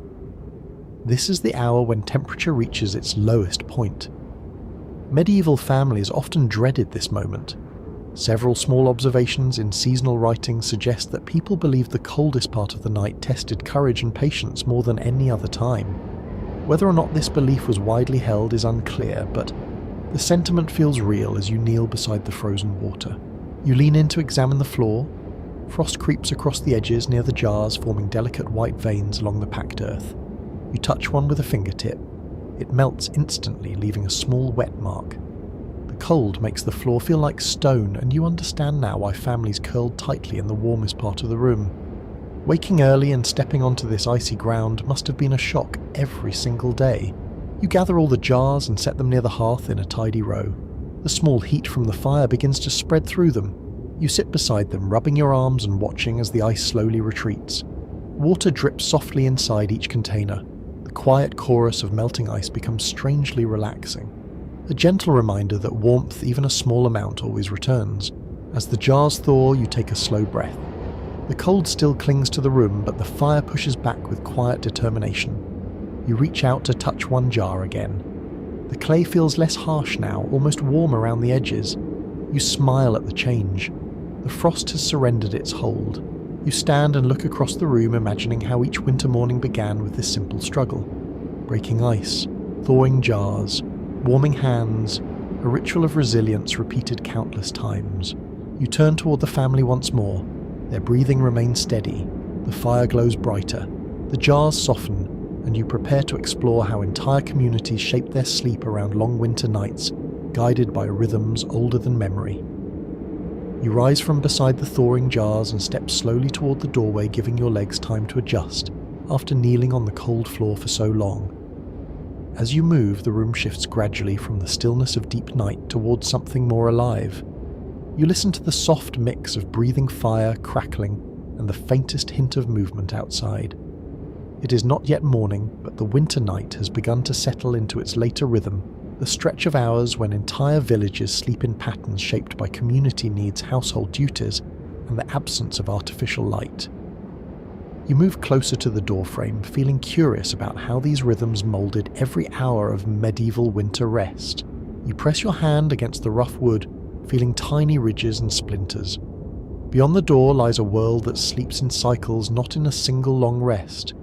You tilt your head and listen through the wood. Somewhere in the distance you hear a faint thud. Perhaps someone is shifting logs in a nearby home. Another sound follows a short creak, maybe from a door closing. This village sleeps as one body. One house quiets, and so do its neighbours. One person stirs, and somewhere else another person wakes just enough to hear it. You return to the hearth area and lower yourself onto a stool. The fire's glow flickers over your knees. Your breath lingers in front of you, dim and slow. You fold your hands in your lap and let the warm light settle around you. It becomes clear that medieval families did not experience sleep the way modern people do. Several studies of historical rest patterns suggest that two-phase sleep was common, especially during winter. People fell asleep early after exhaustion, from long labour, woke for an hour or two in the middle of the night, then returned to sleep until morning. You sense that rhythm in this home. The family breathes in a steady pattern, but you feel the moment approaching when one or two of them might stir, shift, or whisper before drifting back into dreams. You listen closely. Outside, a rooster calls too early for dawn. Perhaps he senses something in the cold. The sound echoes faintly through the walls. You smile at the thought that even animals contribute to the village rhythm. In some winter accounts, people described roosters crowing long before sunrise, confused by moonlight shining on snow. The early crow might annoy the family, but it also reminds you that the broader world is stirring in small, subtle ways. You look across the room at the children. They are still curled together, their breathing soft and almost musical. The mother shifts slightly, perhaps brushing away a draft or adjusting the cloak around her shoulders. She opens her eyes just long enough to glance at the hearth, making sure the fire still shows life, then settles again. You notice her movement with quiet admiration. Even in sleep, people in these homes held a kind of awareness, a half-awake readiness shaped by centuries of necessity. You lean back and let your head rest against the wall. The rough door presses lightly against your hair. You close your eyes for a moment to imagine how villagers created their bedtime routines. They likely ended their days early, gathering near the fire for a final warm drink or a shared story. There are mentions in some village traditions of families reciting simple evening prayers or humming soft tunes before sleep. These rituals helped mark the transition from work to rest, framing the long winter hours ahead. You open your eyes again. The firelight wavers, stretching shadows across the ceiling. You wonder how often children fell asleep before their parents even finished settling down. You picture a father lowering his voice, careful not to wake a baby. A mother smoothing a blanket, whispering reassurance if a draft startled a child awake. These routines repeated night after night, giving structure to a dark season that could otherwise feel endless. You shift forward on the stool and brush your fingertips across the floor. The earth feels cold but familiar. You think about how villagers organised their nights around shared expectations. In some accounts, people described an unspoken village quiet that fell after a certain hour in winter. Voices lowered, tools were put away, neighbours whispered rather than called across lanes. Everyone understood the importance of conserving energy and keeping peace. Sleep was not a private act. It was woven into the life of the entire community. You let your gaze drift toward the window shutters. They vibrate faintly as wind rushes past. The winter night has settled into its second half, calmer now, but no warmer. You imagine how this hour felt for those who lay awake between first sleep and second sleep. Some used the time for prayer, others tended the fire, some simply lay quietly thinking about chores, worries, or hopes.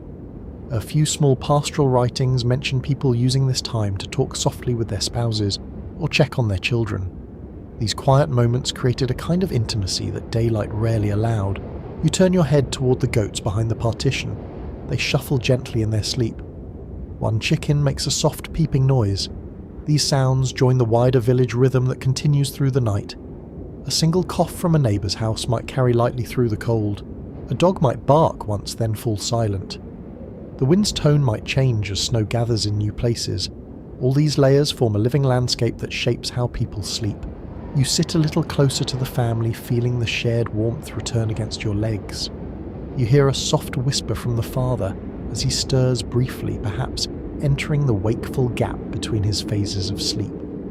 He murmurs something indistinguishable, adjusts the cloak over his daughter's shoulder, then settles again without fully waking. You sense how natural that rhythm must be. Sleep is not a single long stretch. It is a gentle pattern, rising and falling, shaped by firelight, cold, and community sound. You let your palms rest on your knees, absorbing the energy of the room as another hour slides quietly past. You think about how these rhythms brought comfort. You also consider how these same rhythms created challenges. People might wake in the middle of the night and worry about food, livestock illness, or harsh weather. Their minds wandered just as yours wanders now, listening to the night breathe. You inhale deeply and rise from the stool. You glance once more at the family, their shapes rising and falling in the flickering light. The rhythms of their sleep feel ancient and enduring, part of a cycle that winter never truly breaks. You brush the cold from your sleeves and step toward the next corner of this winter-bound world, ready to discover how others beyond this home shape their own nightly routines when the cold refused to ease. You step away from the doorframe and move toward the cooler side of the house, where a worn wooden bench sits beneath a small niche in the wall. Above it hangs a simple wooden cross, its edges softened by years of fingers brushing across it. The presence of this cross draws your attention to the influence of monastic traditions on everyday life. Even in humble homes far removed from the stone monasteries, echoes of monastic discipline shaped how families understood cold sleep and nightly endurance during winter. You settle onto the bench, feeling the chill seep through your clothes as you imagine stepping into a very different kind of winter night. You close your eyes for a moment, letting your mind wander toward the cloisters where monks and nuns kept their own quiet rhythms.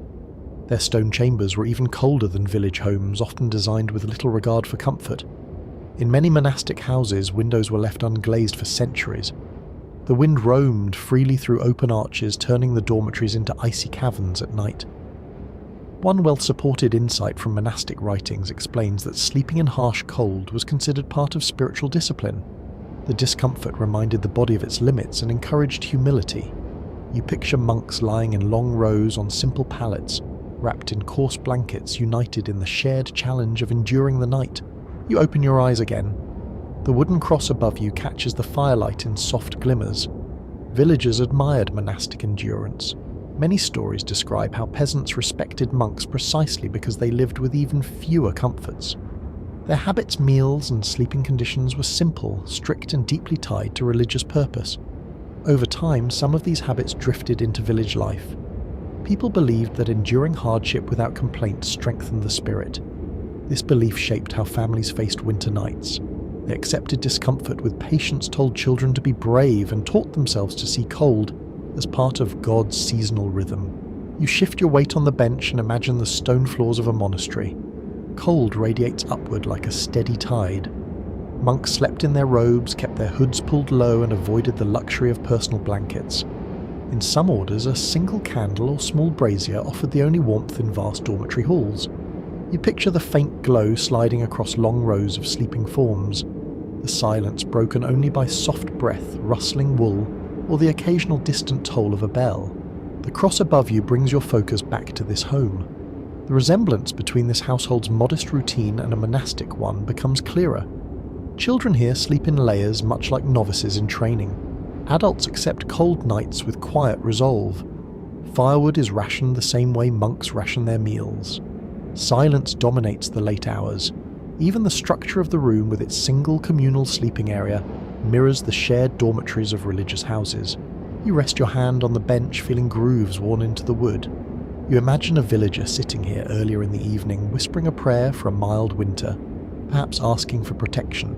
against sickness or frostbite. In many surviving winter chapel notes, priests encouraged families to embrace darkness and cold as part of the divine cycle. Such teachings reinforced the idea that suffering had meaning, something to endure with dignity. Whether or not every villager believed wholeheartedly in this idea, his influence seeped into their nightly habits. You draw your cloak closer and imagine stepping through a monastery gate under the evening sky. The cold wraps around you instantly. Bells call monks to evening prayer. Their chanting echoes through stone corridors, creating a deep resonance that sinks into your bones. After prayer, they retire to their cold beds. Some records describe how monks refrained from warming their hands or feet before lying down, viewing comfort as a distraction from devotion. The idea seems extreme, yet you sense how the philosophy trickled into villages in gentler forms. Many families passed down sayings about strengthening the body by resisting the cold rather than fleeing from it. You shift again, feeling the creeping cold along your wrists. You rub your hands together and recall that nuns often rose long before dawn for their first prayers, stepping from cold beds into colder corridors. Their breath formed pale clouds before their faces. Their feet moved silently across stone floors. Their routines impressed villagers who admired their discipline but never envied their conditions. You rest your back against the wall. It feels cold through your clothes. You imagine a monk resting his head briefly against a stone pillar during a midnight vigil. His breath shimmers in the frozen air. His hands tremble slightly from the chill, yet he persists in prayer. This image helps explain why villagers saw winter nights not merely as hardship, but as opportunities to demonstrate strength, faith, and resilience. You let your gaze drift once more to the cross above you. Tiny cracks run through the wood filled with age and memory. It reminds you that spiritual presence was a comfort during cold nights. Families prayed before sleep. They whispered blessings over children. They thanked the fire for surviving one more day and asked for protection until dawn. You feel the weight of those traditions as you sit there. Then you think again of monastic influence in a more practical sense. Some monastic houses experimented with small tricks to stay warm, layering wool, placing stones near hearths before sleep, keeping animals nearby in certain rural orders, or using tightly woven cloaks as bedding. These techniques sometimes spread to surrounding villages. A quiet exchange of survival knowledge passed along through conversations with monks or through travellers who visited monasteries for shelter. You lift your hands to warm them near your mouth. Your breath glows faintly in the dim light. You imagine a monk doing the same during a long night of copying manuscripts, the cold stiffening his fingers as he worked. Even religious dedication could not escape winter's reach. You rise from the bench and step closer to the cross. You touch it gently with your fingertips. The wood feels smooth and cool. You whisper a thought, not quite a prayer, but something close. The feeling is natural in this setting. Cold nights invite quiet reflection. You lower your hand slowly, then glance back at the sleeping family. Their peaceful shapes glow faintly in the reflected firelight. You feel a renewed appreciation for their patience and strength. You give the cross one last look, and then step away from the bench, ready to follow the faint traces of footsteps and stories from those who wandered through winter nights seeking warmth wherever hospitality allowed. You leave the quiet corner beneath the wooden cross and move toward the doorway once again. The cold air leaking through the cracks draws a faint path across the floor, and you follow it as if trailing the memory of someone who once stood here before you. The fire behind you offers only a soft glow, now barely reaching your back, and as you stand near the threshold, the temperature drops sharply. This is the place where travellers once paused, shivering, hesitant to knock, hoping that someone inside would share a little warmth. You rest your hand on the doorframe and imagine how many weary strangers sought refuge during winter nights, relying on the kindness of families who had little, but still gave enough to keep someone alive until morning. You ease the door open a crack. A burst of freezing air rushes in, biting at your cheeks. Snow has blown across the entryway, leaving thin wind-carved lines. You look outward for a moment, letting the silence stretch. The village sleeps in darkness, but you know that the paths remain active in quiet ways. Travellers, messengers, poor wanderers, and even peddlers sometimes moved under moonlight, hoping to reach the next settlement before the cold defeated them. You imagine the soft crunch of their footsteps, the weight of a bundle on their shoulder, and the way their breath floated like faint ghosts in the air. You step back inside and close the door gently. As you turn around, you picture one such wanderer standing here with trembling hands, politely asking for shelter. There is a consistent observation in several preserved hospitality customs that even the poorest homes kept a small space near the hearth for unexpected guests. It was rarely luxurious, often just a bit of floor space, a scrap of wool, or a shared blanket. But offering warmth was both moral duty and community necessity. In regions where winter could be lethal, refusing a traveller could weigh heavily on the conscience. You walk toward the middle of the room again, standing beside the pallet where the family sleeps. You imagine the scene shifting with the arrival of a stranger at the door. The father would wake first.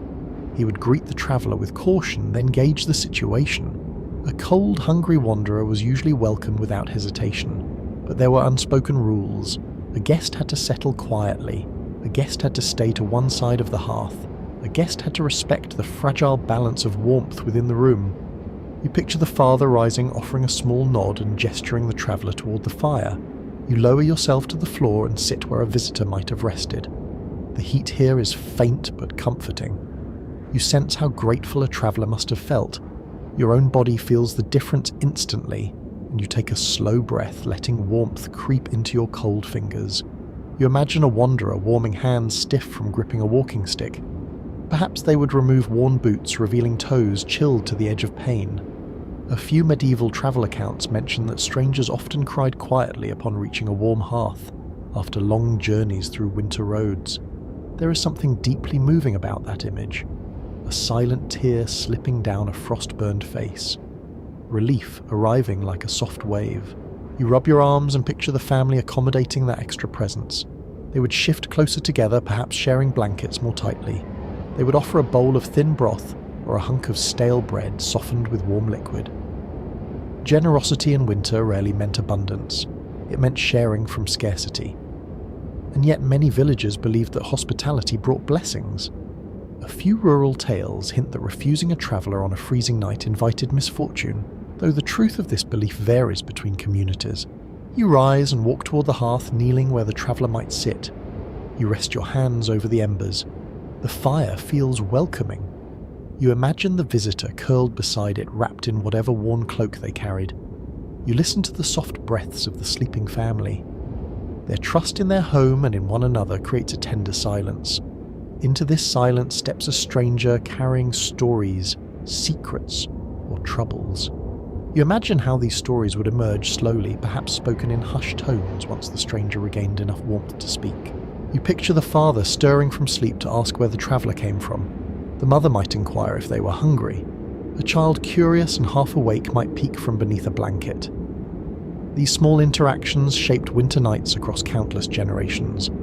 Travellers exchanged news. They spoke of weather roads, danger, and distant places the villagers would never see. These conversations forged invisible threads between communities. You touch the edge of a wooden bowl sitting beside the hearth. The rim is smooth from use. Perhaps earlier in the evening it held broth for the family. You imagine it being offered to a traveller with simple kindness. A quiet record from a merchant's diary mentions that the warmth of a shared meal in winter was more valuable than coins. You feel the truth in that as you lift the bowl and imagine sipping hot liquid while huddled close to a small fire. You listen again to the room. A goat behind the partition shifts. The fire crackles. The wind outside hums against the shutters. You picture the traveller listening as well, thinking about home or the next leg of the journey. Many wanderers likely replayed memories in their minds while resting in borrowed warmth. Perhaps they thought of family far away or of mistakes that pushed them onto the road. Winter has a way of drawing old thoughts to the surface, especially in the quiet hours when sleep comes slowly. You sit a little closer to the fire, imagining the physical closeness that must have occurred between households and their unexpected guests. The idea of personal space did not exist the way it does today. Warmth required bodies near one another. If a visitor needed to sleep, they would lie near the fire or beside the family if space allowed. You imagine the slight awkwardness of a stranger sharing a pallet with the household. But you also sense an underlying grace. Winter taught people to adapt, to share, to forgive and convenience. You close your eyes briefly and picture a scene. A traveller enters the house late at night, snow clinging to their cloak. The father welcomes them with a nod. The mother hands them a blanket. The children stare with sleepy curiosity. The stranger settles down, pressing cold hands against the chest to restore feeling. A soft conversation begins perhaps about the road behind them or the village ahead. Small details exchanged in warm light. Then silence settles as exhaustion draws the visitor into sleep. You open your eyes again and notice how the fire reflects in the clay jars that have now thawed beside the hearth. The traveller upon waking might see the same reflections. They might rise quietly, thank the family and leave before sunrise to continue the journey. And the home would return to its normal rhythm, carrying a faint echo of the visitor's presence. You stand, slowly feeling the cold pull at your ankles. You give the room a final look, imagining all the nights shaped by unexpected footsteps at the door. All the stories carried across snowy roads. All the moments of kindness exchanged between those who needed warmth and those who had little to spare. Then you turn toward the darker corner of the house, where sickness once found its way into winter nights, influencing sleep in ways even warmth could not easily soothe. You walk slowly toward the far corner of the house, where the darkness feels heavier and the air slightly thicker. Even without seeing anything clearly, you sense the shift. This is the part of winter life that people rarely described in cheerful stories, yet it shaped medieval nights just as deeply as cold or hunger. You lower yourself onto a small wooden stool and let your eyes adjust to the shadows. Here you imagine is where a sick child might lie, or an aging grandparent or someone fighting off a winter cough that refuses to leave. Illness and sleep shared a complicated relationship in the Middle Ages, and you can almost feel the quiet anxiety that settled into homes whenever sickness lingered. You sit still for a moment listening. The crackling fire feels far away here. The warmth barely reaches your feet. This part of the room holds a deeper cold, the kind that settles into bones and tightens muscles.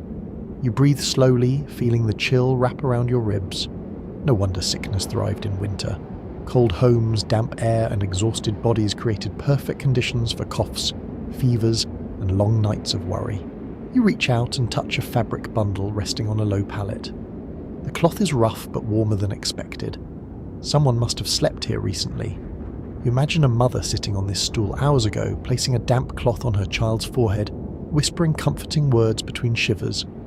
A familiar observation in medieval healing notes describes how families cared for the sick with simple gestures, warm drinks, layers of blankets, gentle rubbing of hands and feet, and prayers spoken softly through the night. Professional healers existed, but during winter, families often relied on each other. You slide your fingertips beneath the blanket. The straw underneath feels uneven, as if someone had been tossing and turning. You picture a child coughing, waking every few minutes, drawing tired sighs from a parent too fatigued to fully rest. Winter illness often meant restless sleep for the entire household. A single sick body changed the rhythm of the night.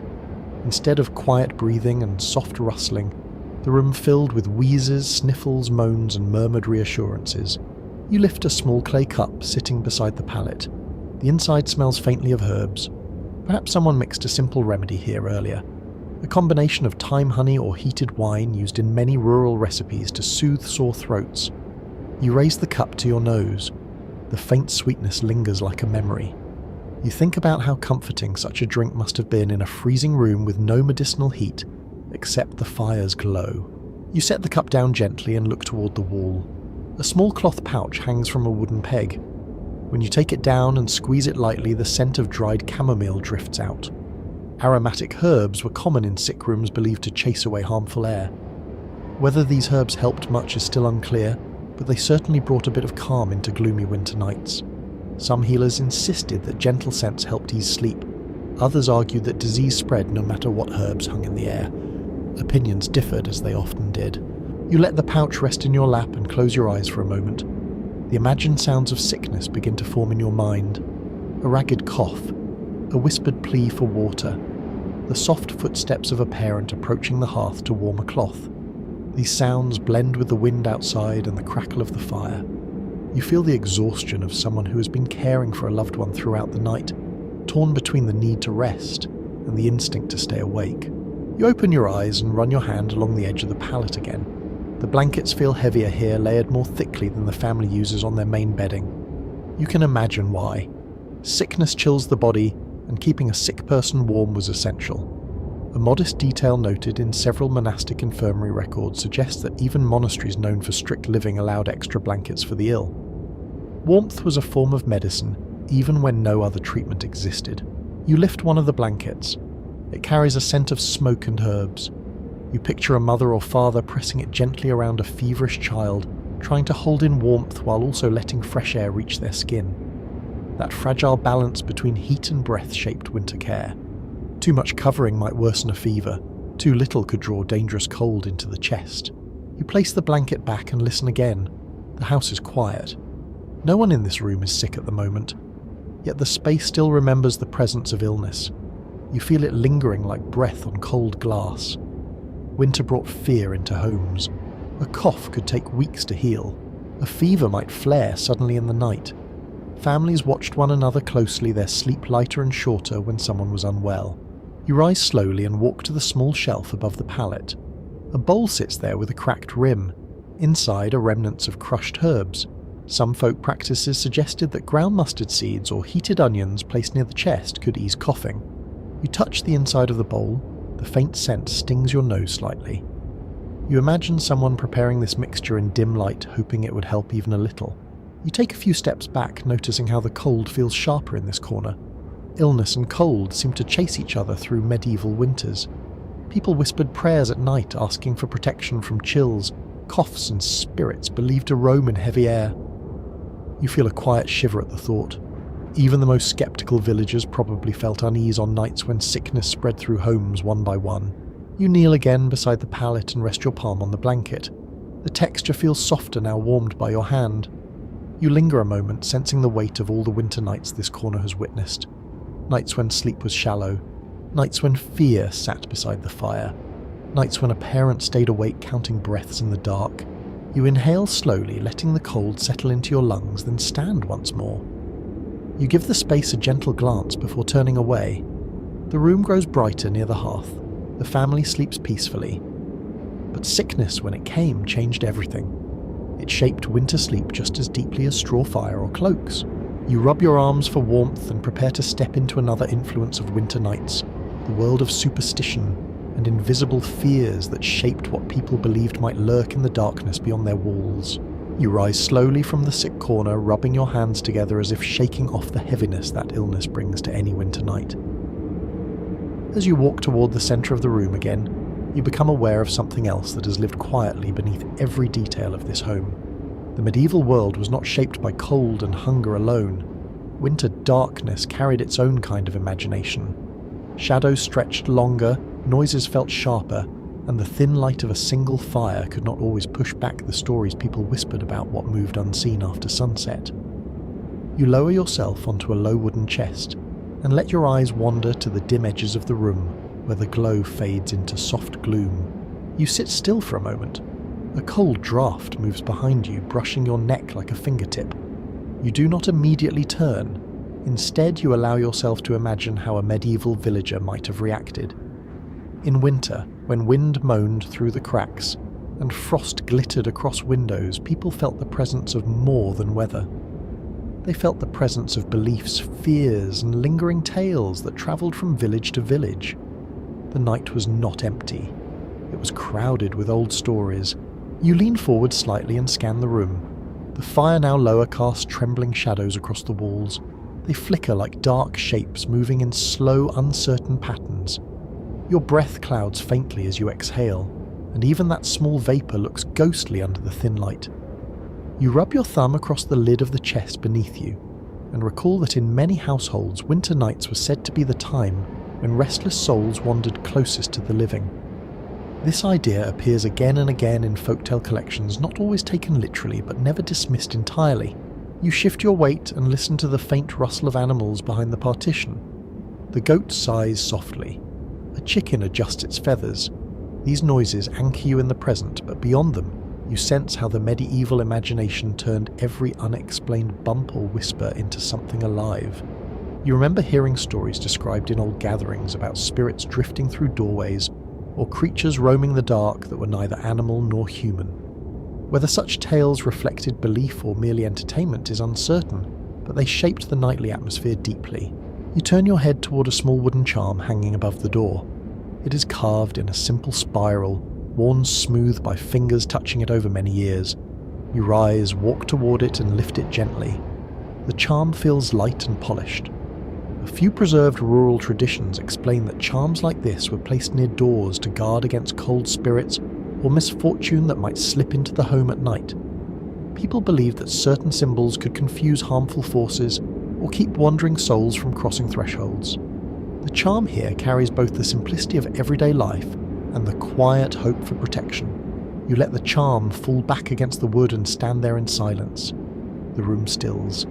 The fire shifts with a soft pop. You imagine a family telling stories earlier in the evening before sleep, using old tales to pass the time as darkness gathered. Tales of winter spirits who followed travellers, tales of wandering lights drifting across snowy fields, tales of creatures who disliked warmth and watched from the shadows. Some stories were warnings for children, others offered explanations for strange winter events. Still others lived simply as tradition shaped by centuries of repetition. You step away from the door and return to the centre of the room. You lower yourself onto the straw near the hearth and look into the glowing coals. Their shapes change constantly, opening into little red mouths that seem to whisper. You tilt your head and imagine how someone half asleep might interpret these shapes. Firelight can play tricks, especially when exhaustion makes the mind wander. You understand how people confused shadows for figures, how they imagined movement in corners where nothing moved, how they believed that winter darkness sharpened the boundary between living and dead. You draw your cloak tighter around your shoulders. A slight shiver runs through you, not entirely from cold. The silence deepens. You lean one hand on the floor, feeling the chilled earth, and think about how superstition offered comfort as much as fear. When someone lit a candle by the hearth or placed herbs near the window, they were not simply defending against invisible threats. They were claiming a sense of control over the unknown. One gentle explanation found in pastoral writing suggests that people did these rituals not because they expected immediate results, but because they felt less alone in the cold when they performed them. You shift slightly, noticing a small cloth pouch tucked under the edge of the hearthstone. When you pull it out, a faint scent of rosemary escapes. This herb appears often in stories about protection, believed to purify the air and keep nightmares at bay. You smile faintly at the thought. Perhaps the family placed it there deliberately. Perhaps someone tucked it away months ago and forgot. Either way, the pouch lies on the floor like a small promise of safety. You place it back carefully and sit upright again. The fire dims and the shadows grow longer. Winter nights stretched for hours, and during those hours imaginations wandered freely. Some families believed that sleeping with one foot outside a blanket invited spirits to tug it. Others believed that certain dreams signaled weather changes. You picture a child waking from a dream and telling the mother that a shadow spoke to them. The mother would listen calmly, then explain gently that the dream meant nothing harmful unless repeated 3 times. Beliefs and patterns intertwined, creating small rituals that helped families navigate their fear of the unseen. You look toward the window shutter. A soft tapping sound echoes once, twice. Perhaps a branch brushing the outside wall. Perhaps ice shifting in the wind. But in medieval imaginations, such noises belonged to more mysterious possibilities. People spoke of winter spirits knocking on windows to test the bravery of those inside. You feel a slight prickling at the back of your neck and smile at your own reaction. Stories have power even when you know they are only stories. You turn toward the sleeping family. They breathe softly, untouched by these shadows and whispers. They have grown up with these tales, meaning they know how to sleep through the uncertainty. Fear here is quiet, woven gently into the fabric of night. It does not dominate. It coexists with daily life. You stand and brush straw from your hands. You take one final look at the dim corners, the charm above the door, the pouch near the hearth, and the flickering coals that almost seem to blink. You exhale slowly and feel a sense of calm settle through you. Superstition shaped winter sleep not through terror, but through stories that helped people feel connected to one another and to a world they did not fully understand. You take a quiet step forward, letting the shadows fade behind you, as you prepare to explore how winter sleep touched even the smallest members of the household, shaping their earliest memories in ways that lingered for a lifetime. You turn from the door and let your steps carry you toward the pallet, where the smallest shapes lie curled beneath thick folds of wool and patched linen. The fire has dimmed into a low cradle of orange light, and its soft glow brushes the edges of the children's faces.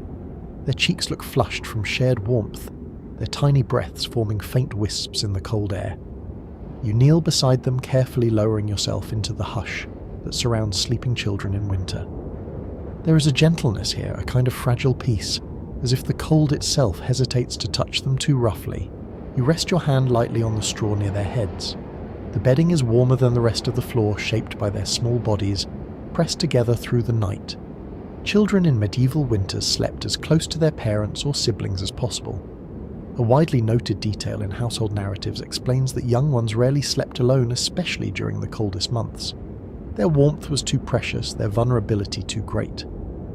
As you watch their tiny chests rise and fall, you understand exactly why families arrange themselves to keep the littlest ones tucked safely in the warm centre. You shift a bit closer, careful not to disturb them. The older child sighs softly, her lips parting just enough to release a faint warm breath that fogs briefly above the blanket. The younger child has one hand tucked under her cheek, fingers curled as if holding onto a small dream. You feel the tenderness in the air, a quiet mixture of love and necessity. In winter, affection became survival. Holding a child close meant holding warmth close. Caring for them through the cold meant caring for the entire family's future. You stroke the blanket covering their legs. The fabric is coarse, worn and patched, yet it carries an unmistakable warmth that has gathered from hours of shared sleep. You imagine how children understood winter nights through texture and sensation long before they understood the seasons. They grew up learning that cold reached under doors like an invisible creature, that warmth lived where bodies gathered, and that nighttime meant huddling together rather than spreading apart.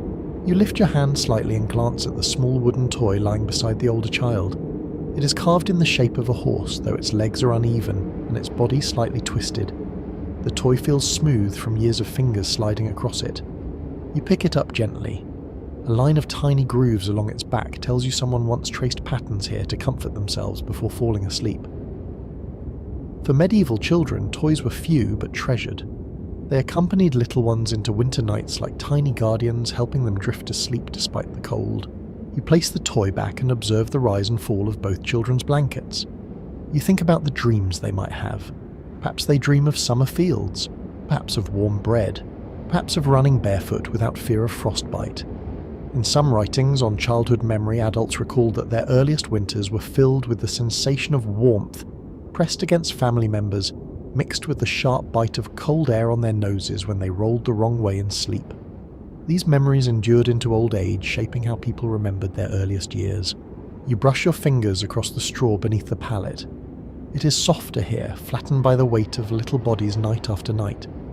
You imagine a parent smoothing this straw before bedtime, whispering to the children to lie still, to keep their feet tucked under the blankets, to hold on to each other. Parents in winter learned to read their children's shivers as clearly as their words. They knew when a child needed another layer, when they needed to move closer to the fire, or when illness threatened to disrupt the harmony of the night. You sit a little closer to the children, letting their shared warmth reach your hands. Their innocence creates a stark contrast with the cold surrounding the room. You picture them waking at dawn with pink noses and tangled hair, rubbing frost from their eyelashes. Perhaps they giggle when warm breath fogs the air. Children see wonder where adults see hardship. Even winter's bite can feel playful when you're small and wrapped in the safety of your family. You look toward the wall where faint drawings shimmer in the dim light. Simple shapes carved with dull knives or scratched with small stones. Circles, animals, perhaps even stars. You smile at the thought that children before falling asleep may have traced these shapes, letting imagination ease them into rest. One descriptive remark found in early childhood reflections notes that winter nights felt enormous and mysterious to young minds. Shadows became stories. The fire became a gentle companion. And sleep felt like sinking into a warm pocket of dreams while cold surrounded the world outside. You lean back slightly as the younger child stirs. She shifts her head, tucking her face deeper into the blanket. A tiny sound escapes her lips, somewhere between a sigh and a murmur. You pause, watching closely, but she returns to peaceful breathing almost immediately. Children were resilient, but winter demanded care even while they slept. Parents checked them often through the night, making sure blankets stayed in place, ensuring no draft found its way to tender skin. You reach for the edge of the older child's blanket and pull it gently up to her shoulder. The fabric rustles softly. You feel a bit like a guardian yourself, watching over them, while the cold presses quietly against the walls. There is something soothing about this moment. The fire glows faintly. The children sleep deeply. The wind outside hums low and distant. You sense the timelessness of these nights, the same ritual repeated across countless winters, in countless homes where children slept through cold season after cold season, held close by warmth and love. You rise slowly, careful not to wake them. As you stand, their small breaths continue in steady rhythm, soft and reassuring. You look down at them one last time, letting their peaceful form settle into your thoughts. Winter may have been harsh, but childhood dreams softened its edges. With quiet steps, you turn toward the hearth again, ready to face the moment when dawn begins to stir, pulling everyone from sleep into the harsh necessities of a winter morning. You rise from the children's side and let your feet guide you back toward the faint glow of the hearth. The coals have settled into a deep red bed, pulsing quietly like a tired heartbeat. The room feels even colder now. This is the hour just before dawn, when winter presses its hardest, when even sleepers curl tighter, sensing the chill without fully waking. You take a slow breath, watching your exhale drift upward in a pale ribbon. Morning is coming, but it will not arrive gently. Medieval dawns demanded effort, strength, and the will to move before warmth returned. You step toward the door. Frost clings to the bottom of the wooden planks, forming delicate white lace along the frame. When you touch it lightly, the frost melts beneath your fingertip, leaving a tiny drop of cold water. That small reaction reminds you how fragile the warmth of the room really is. One slip in tending the fire, one long gust of wind, and the cold would reclaim the entire space within minutes. You feel a brief shiver travel through your spine. You turn back toward the hearth and kneel beside it.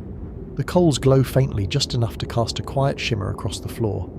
You know that in a few moments someone in the family will need to rise, gather kindling, and coax a flame from these tired embers. Many winter accounts reference the same morning ritual. Before anything else could happen, the fire needed to live again. Without it, water remained frozen, hands stayed stiff, and breath hung in the air like smoke. You imagine the father waking first, rubbing his arms, sitting up with a soft groan, then leaning forward to check the coals. You brush a small piece of wood aside. The cold edge of the hearthstone presses against your knees. You pick up a stick and lay it gently on the embers. It does not catch at once. Instead, a faint thread of smoke curls upward. You lean closer. Your breath nudges the smoke slightly. You picture a medieval villager doing the same, breathing warm air onto the embers, whispering encouragement under their breath, hoping the fire decides to live. You rise again and look around the room. The family still sleeps, but signs of mourning drift through their bodies. The mother stirs slightly, pulling her cloak higher over one shoulder. The father shifts, folding one leg over the other. Even the children twitch and sigh, sensing a change in the night. You feel the anticipation of the household preparing to wake, despite the weight of the cold pressing inside and out. You step toward a small wooden table near the wall. On it sits a basket of tools and a few small bundles of dried herbs. You touch the handle of a wooden spoon cold as stone. You lift it and feel the stiffness in your fingers. Morning tasks would be difficult until warmth returned. A consistently mentioned detail from rural diaries describes how villagers warmed their tools by placing them near the fire for a short time before using them. Frozen wood could crack easily in winter, and cold metal made hands ache. You set the spoon down and pick up a small cloth pouch. Inside are a few winter spices or herbs used to flavour morning broth or warm wine. You shake the pouch lightly. The contents rattle like small seeds against cloth. You imagine the mother preparing a thin breakfast once the fire awakens, stirring slowly, letting steam rise into the air. Meals at dawn were simple but comforting, especially after long nights of cold. You walk toward the door again and press your ear lightly against it. Outside, the faintest hint of the morning begins to stir. A rooster cries in the distance, still too early but persistent. The wind hums low, brushing across frost-hardened ground. Somewhere nearby, a neighbour might be waking as well, scratching the cold from their eyes, pushing aside a blanket and rising reluctantly to meet the day. Villages often woke together in winter, one household's movements nudging others into consciousness. You step back from the door and return to the hearth. Your breath forms a curtain of fog in front of you. You sweep your hand gently through it and feel how cold the air still is. The fire needs more coaxing. You kneel once more, lift a small piece of dry thatch from a basket and tuck it near the embers. A soft crackle answers you. Then a faint orange glow flickers upward. It is small, no larger than a candle flame, but it promises life. As you watch the flame grow, you imagine the father performing this task daily. Fingers numb, but movement certain. Over time, the body learns these motions. You rub your own hands together, mimicking that experience. The flame strengthens slightly, casting a warm blush on your knuckles. You sit back on your heels and nod, quietly satisfied. You turn toward the family again. Dawn has not yet arrived, but the thin flame has already changed the room. Light touches the corner where the goat sleeps. The animals shift gently, sensing warmth returning. Their movements add soft sounds to the early morning stillness. You imagine them eager to step into the yard once daylight comes, scratching frost from their bodies and searching for whatever food winter still allows. You rise and wrap your arms around yourself. You take a slow breath and feel the shift in the air. This is the most difficult hour. Cold presses deepest. Muscles resist movement. Eyes resist opening. Yet this hour also carries strange beauty. The world is quiet. The fire is fragile but determined. Sleep loosens its grip, but dreams still cling to your thoughts. You stand there a long moment, watching the small flame brighten and stretch. You think about how many medieval mornings began exactly like this. Families waking under blankets stiff with frost, children shivering until the fire warmed the air, adults rising with aching joints, tools cold to the touch, water frozen in jars, chores waiting without sympathy.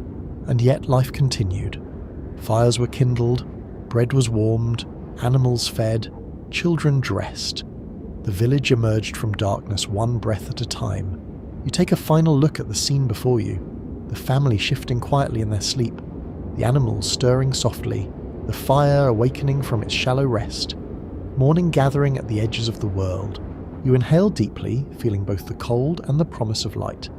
Then you step back, ready to explore the pressures that winter placed on families and how those pressures shaped every night's sleep. You step away from the hearth, letting the small but growing flame brighten the space behind you.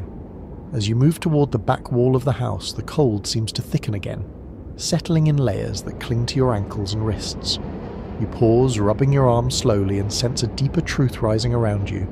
Winter nights shaped more than sleep. They shaped the entire rhythm of poverty itself. Every shiver, every patch of frost, every restless hour came from pressures that reached far beyond cold air slipping through cracks. Hunger, debt, scarcity, and fear wove themselves into the darkness, influencing how deeply people rested and how often they woke. You sit down on a small stool near a wooden chest.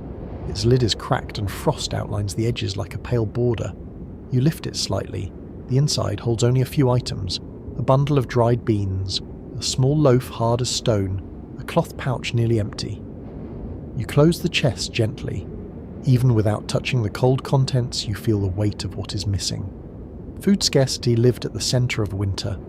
A well-documented pattern in medieval survival records shows that the poorest families ate less in the cold months, saving what they could for the hardest weeks. Hunger changed how people slept. It pulled them awake in the night, made dreams restless, made even warm blankets feel thin. You breathe slowly, imagining the dull ache of an empty stomach while lying on a straw pallet. You imagine children waking not from cold, but from hunger pangs that even sleep could not soften. You run your hand across your own stomach, almost expecting the same hollow feeling. You whisper to yourself, acknowledging the quiet truth that survival in winter was a negotiation between warmth and nourishment. The body could endure the cold with enough food, but when food grew scarce, every breath felt heavier. You rise from the stool and move toward the wall where tools lean in an uneven stack. There is a hoe with a splintered handle, a wooden rake missing 2 teeth, and a small basket with a broken rim.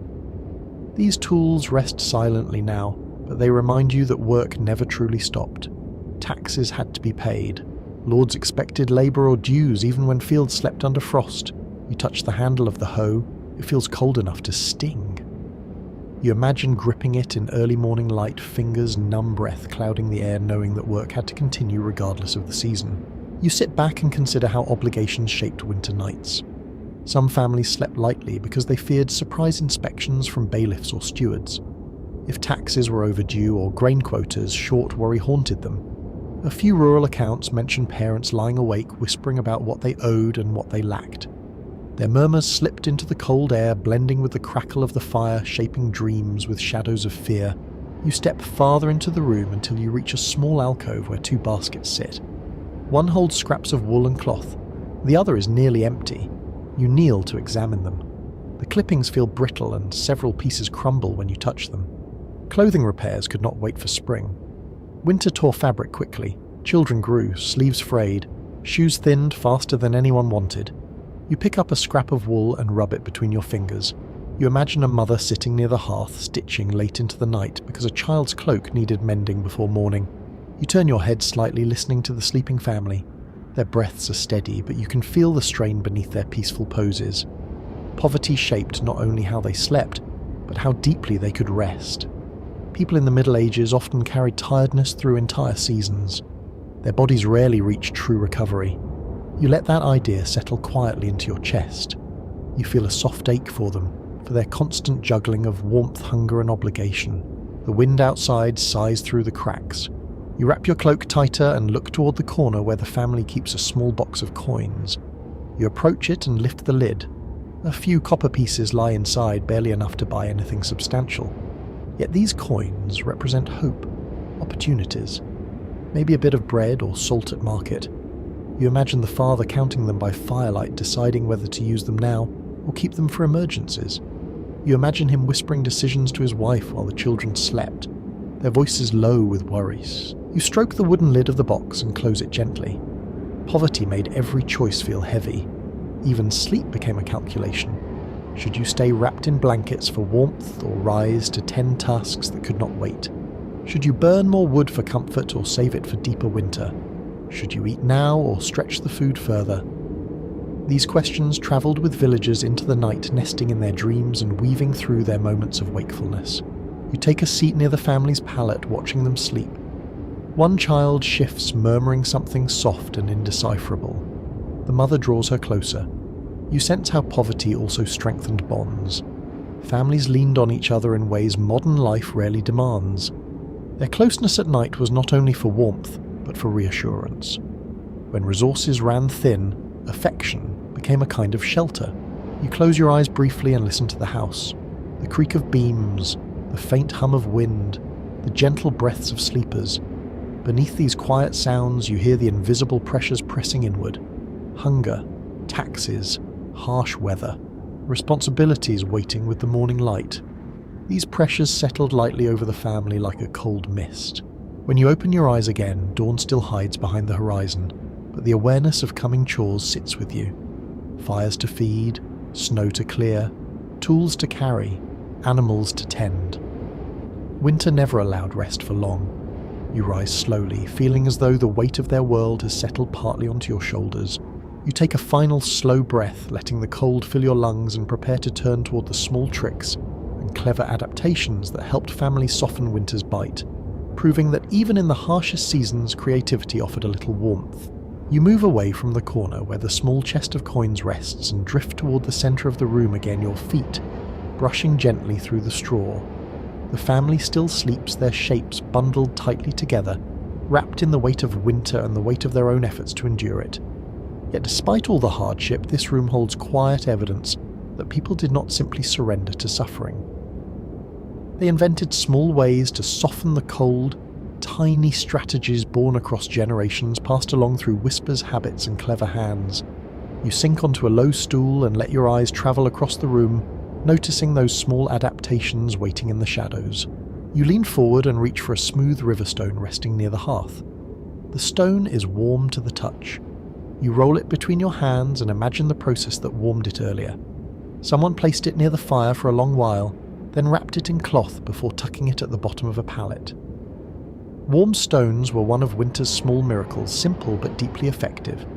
One practical detail mentioned in rural winter notes describes how people favoured stones over embers because stones release steady heat without risk of sparks. You smile as you cradle the stone, feeling it cool gradually in your palms, the warmth fading like a memory. You return the stone to its place and slide your hand under a folded cloak lying near the fire. The inside feels faintly warm. Cloaks served double duty in winter. They shielded villagers from biting wind during the day and turned into bedding once darkness came. You picture someone spreading this cloak over their legs at night, letting its weight trap precious heat.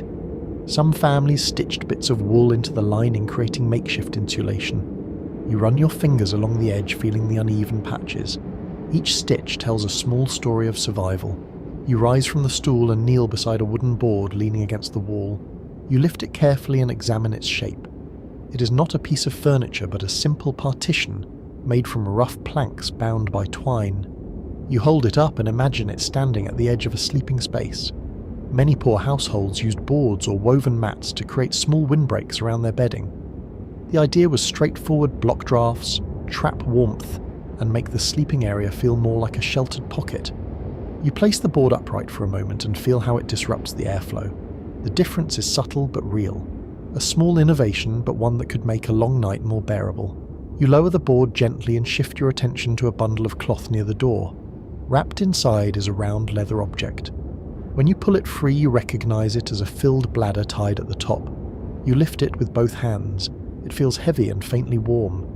A clever trick mentioned in several winter anecdotes describes how villagers used heated water bladders to warm their beds. The water cooled slowly through the night, offering hours of comfort.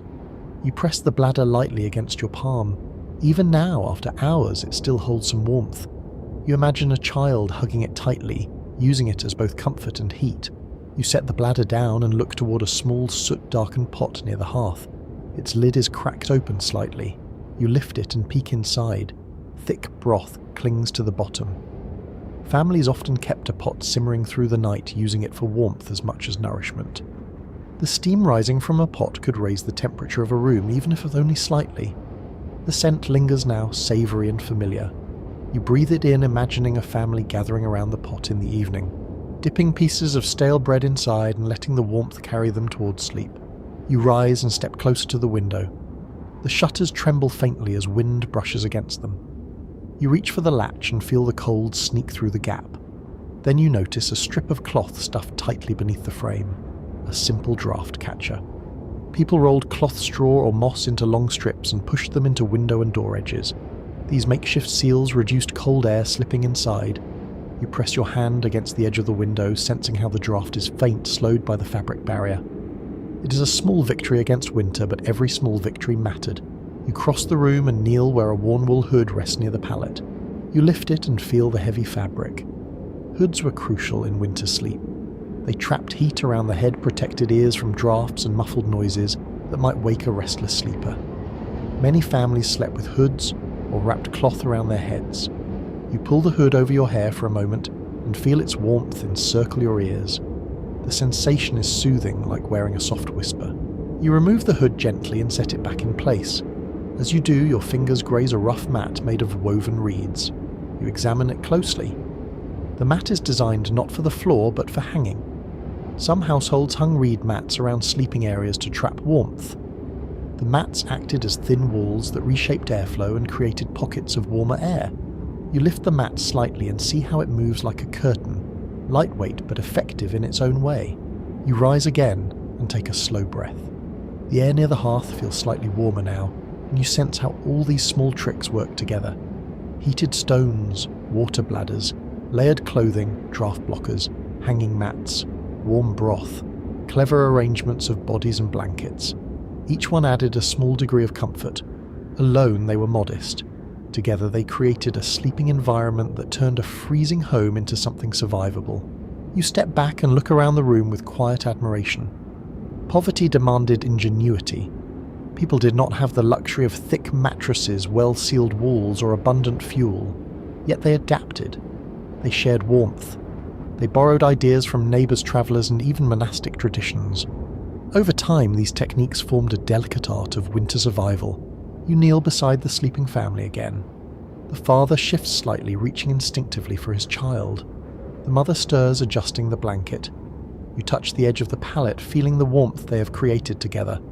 Their adaptations have shaped this entire scene. Without them, the night would have been crueler. You rise slowly and let the warmth settle around you for a moment. Then you take a quiet step toward another corner of the room, where winter nights carried yet another layer of meaning, one shaped by emotion, rather than temperature, by closeness rather than cold. You step softly across the straw-covered floor, letting the gentle warmth of the hearth fade behind you as you approach a corner of the room that holds a different kind of quiet. It is not shaped by fear or hunger or clever tricks against the cold. it is shaped by something gentler. You pause beside the pallet where the parents lie half wrapped together beneath their patch blankets. Even in the dim glow of the fire, you can see how their shoulders rest against one another, how their hands meet under the covers, how their breathing moves almost in unison. Winter brought hardship, but it also brought a closeness that softened the season's sharpest edges. You lower yourself onto a wooden chest and watch the pair for a long moment. Their faces are relaxed in sleep, each line softened by the warmth they share. Medieval marriages were complex, sometimes arranged, sometimes born from affection, sometimes shaped by necessity. Yet winter nights carved out moments of tenderness that transcended those details. When the cold pressed hardest, couples found warmth not only in blankets and clothing, but in each other. A consistent presence in household accounts notes that winter nights often drew spouses together more intimately, creating small islands of comfort amid the harsh landscape of frost and dark. You rest your elbows on your knees and lean slightly forward. The mother shifts gently in her sleep, sliding her hand across the father's chest until her fingers curl lightly into the fabric of his tunic. The gesture is simple, instinctive, a way of claiming warmth, a way of anchoring herself in the night. You imagine moments before sleep when they might whisper quietly, sharing thoughts that remained unspoken during the busy hours of daylight. Winter slowed the world. The long nights encouraged quiet conversations, soft touches, shared laughter muffled beneath blankets. You draw a slow breath and notice the faint scent of wool and smoke enveloping them. The father's cloak, draped partly across his shoulders, glows faintly in the firelight. His arm shelters his wife as if forming an additional barrier against the cold. You sense a silent understanding between them, something earned through countless winter nights spent exactly like this. In some villager recollections, older couples spoke of winter as the season when affection grew strongest, not through extravagant gestures, but through simple acts, offering an extra layer, sharing the warmest blanket, rubbing a spouse's cold hands until heat returned. You shift your gaze to the children nestled nearby. Their closeness strengthens the entire family's warmth, but the parents form the anchor at the center. Their bodies create a protective wall, blocking drafts, holding heat, shaping the sleeping space. You think about how emotional closeness intertwined with physical survival. Winter demanded unity. Shared warmth became an expression of trust, care, and companionship. It created a nightly ritual where bodies aligned, hearts steadied, and bonds deepened quietly. You lean back slightly and imagine conversations in low voices just before sleep. Perhaps the mother whispered a memory from her childhood winters. Perhaps the father spoke about tomorrow's chores. Perhaps they shared a moment of humor, recalling something the children said earlier. Winter nights stripped life down to essentials, and in that simplicity affection found room to grow. One fragment from rural letters hints that husbands and wives often reminisce together during the darkest months, using stories to brighten the cold. You look again at the father's hand where it rests near the mother's shoulder. His fingers twitch slightly as if reaching toward her even in dreams. The gesture feels deeply human. Despite the weight of responsibility he carries, despite hunger or hardship, his instinct is to hold his family close. The mother shifts again, nuzzling her cheek into the soft curve of his arm. Her exhale brushes lightly against his chest. This small image captures everything you need to understand about winter affection. Love here is not loud. It is quiet endurance. It is warmth shared without words. You rise slowly and walk a few steps to the right, watching the fire cast long shadows across their faces. The shadows flicker like threads weaving around them. You imagine those threads representing years of shared winters, shared fears, and shared hopes. In a world with limited comfort, love became a kind of shelter. Couples found strength in each other during moments when the cold made everything else brittle. You kneel beside the pallet and touch the edge of the blanket. The warmth beneath it radiates softly.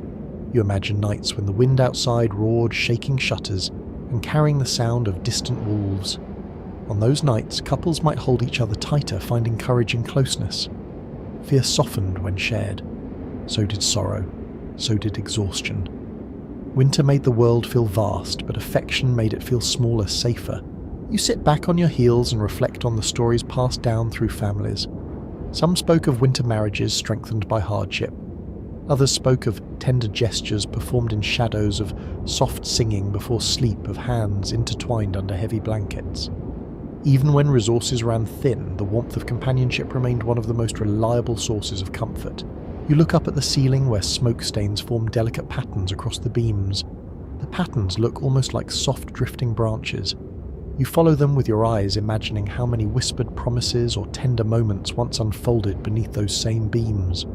Winter turned the home into a cocoon where lives entwined. You feel that truth settling into your thoughts as you watch the couple sleep. You rise once more and take a small step backward, letting their shared warmth continue undisturbed. Love in this frozen world became a quiet anchor that held families steady. It was not grand or dramatic. It lived in the way two bodies leaned together, the way a hand reached across a blanket, the way breath shared space beneath a single cloak. You turn away gently, preparing to explore another kind of winter tension, how sleep felt when danger from the outside world joined the cold inside the home. You move quietly away from the peaceful rise and fall of the family's breathing, stepping toward a darker stretch of wall where the firelight barely reaches. The cold thickens here, settling along your arms like a heavy shawl. As you pause, you become aware of something different lingering in the air. It is not the gentleness of shared warmth, nor the hush of sleeping children. It is something heavier, shaped by the memories of winters, when the danger did not come from within, but from far beyond the threshold. War raids and unrest sometimes crept into villages as silently as frost, and on those nights sleep carried a sharper edge. You run your hand along the wall, feeling its chill, and sense how fear once curled into every corner of this home. You walk toward the door, listening closely. The wood feels colder here, almost humming with the memories it holds. You place your palm flat against it. The silence outside is deep, but you imagine a different night, a night when distant shouts or the clatter of boots carried through the dark.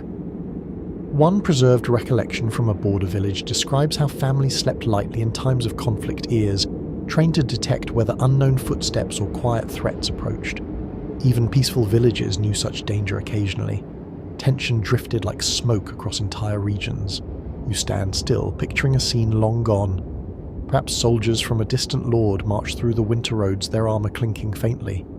Perhaps bandits roamed, hoping to steal livestock or grain from poorly defended homes. The threat did not need to be close to disturb sleep. Rumours alone unsettled minds. People lay awake wondering whether danger would reach their door before dawn. You return to the hearth, letting its faint warmth brush your knees. You picture the father sitting exactly here on a troubled night, listening for any sound that might threaten his family. His hand would rest on a wooden tool that served as a makeshift weapon. His breath would hover in the cold air, steady but alert. Sleep for him would come in short, shallow waves. Even when eyes closed, the mind remained half awake. You kneel beside the fire and touch the embers lightly. The glow reflects off your fingertips, reminding you of how crucial this light was in uncertain times. Darkness outside could hide anything. Inside, the small glow of the hearth created a boundary that felt safe. Many winter accounts hint that villagers kept their fires burning longer during periods of unrest, fearing that an unlit home looked abandoned or vulnerable. You imagine the father adjusting the logs louder than usual, as if the noise could scare danger away. You turn toward the pallet. The mother might lie there with her arm around the children, but her sleep would not be deep. Her ears would listen for any unusual shift in the wind, any creak that did not match the house's usual rhythm. The instinct to protect her children would rise with every small noise. Her thoughts would drift between fear and hope, between imagining danger and praying for another night of peace. You rise and look toward the window shutter. You notice faint scratches along the bottom edge. You run your finger along them slowly. Perhaps these marks came from daily wear, or perhaps from a night long ago when someone secured the shutter in a hurry, fearing that danger lurked outside. In some regional reports, people described hammering extra boards across windows at night when conflict spread through nearby towns. Every home became its own small fortress. You breathe deeply and walk toward the door once more. You place your ear against the wood. The wind outside carries only its own cold voice, but you imagine how much heavier it would have sounded during troubled years. A dog barking too often could stir fear. Silence could be worse. You imagine nights when families whispered to stay quiet, when even children felt tension and huddled closer to their parents. You return to the center of the room and lower yourself onto the straw. You feel the cold rising from the floor, and with it the instinctive desire to pull your knees close. You realize how little separated a sleeping family from the world outside. Thin walls, thin doors, thin blankets. Winter already tested their resilience. War magnified every hardship. You sit silently, letting the weight of that truth settle into your bones. You close your eyes for a moment and picture a winter when distant flames lit up the horizon, signalling burning barns or stolen livestock. A father might wake and listen for any hint that danger approached. A mother might prepare to gather her children quickly if needed. One rural chronicle mentions that families sometimes slept in their clothing, during such times ready to flee at a moment's notice. That image feels painfully vivid now, as you sit in the cold room imagining how fragile peace could be. You open your eyes and touch the straw beside you. It is cold and rough. You imagine a restless sleeper tossing in the night, not because of discomfort, but because of fear. Fear changes the body's rhythm. It tightens muscles.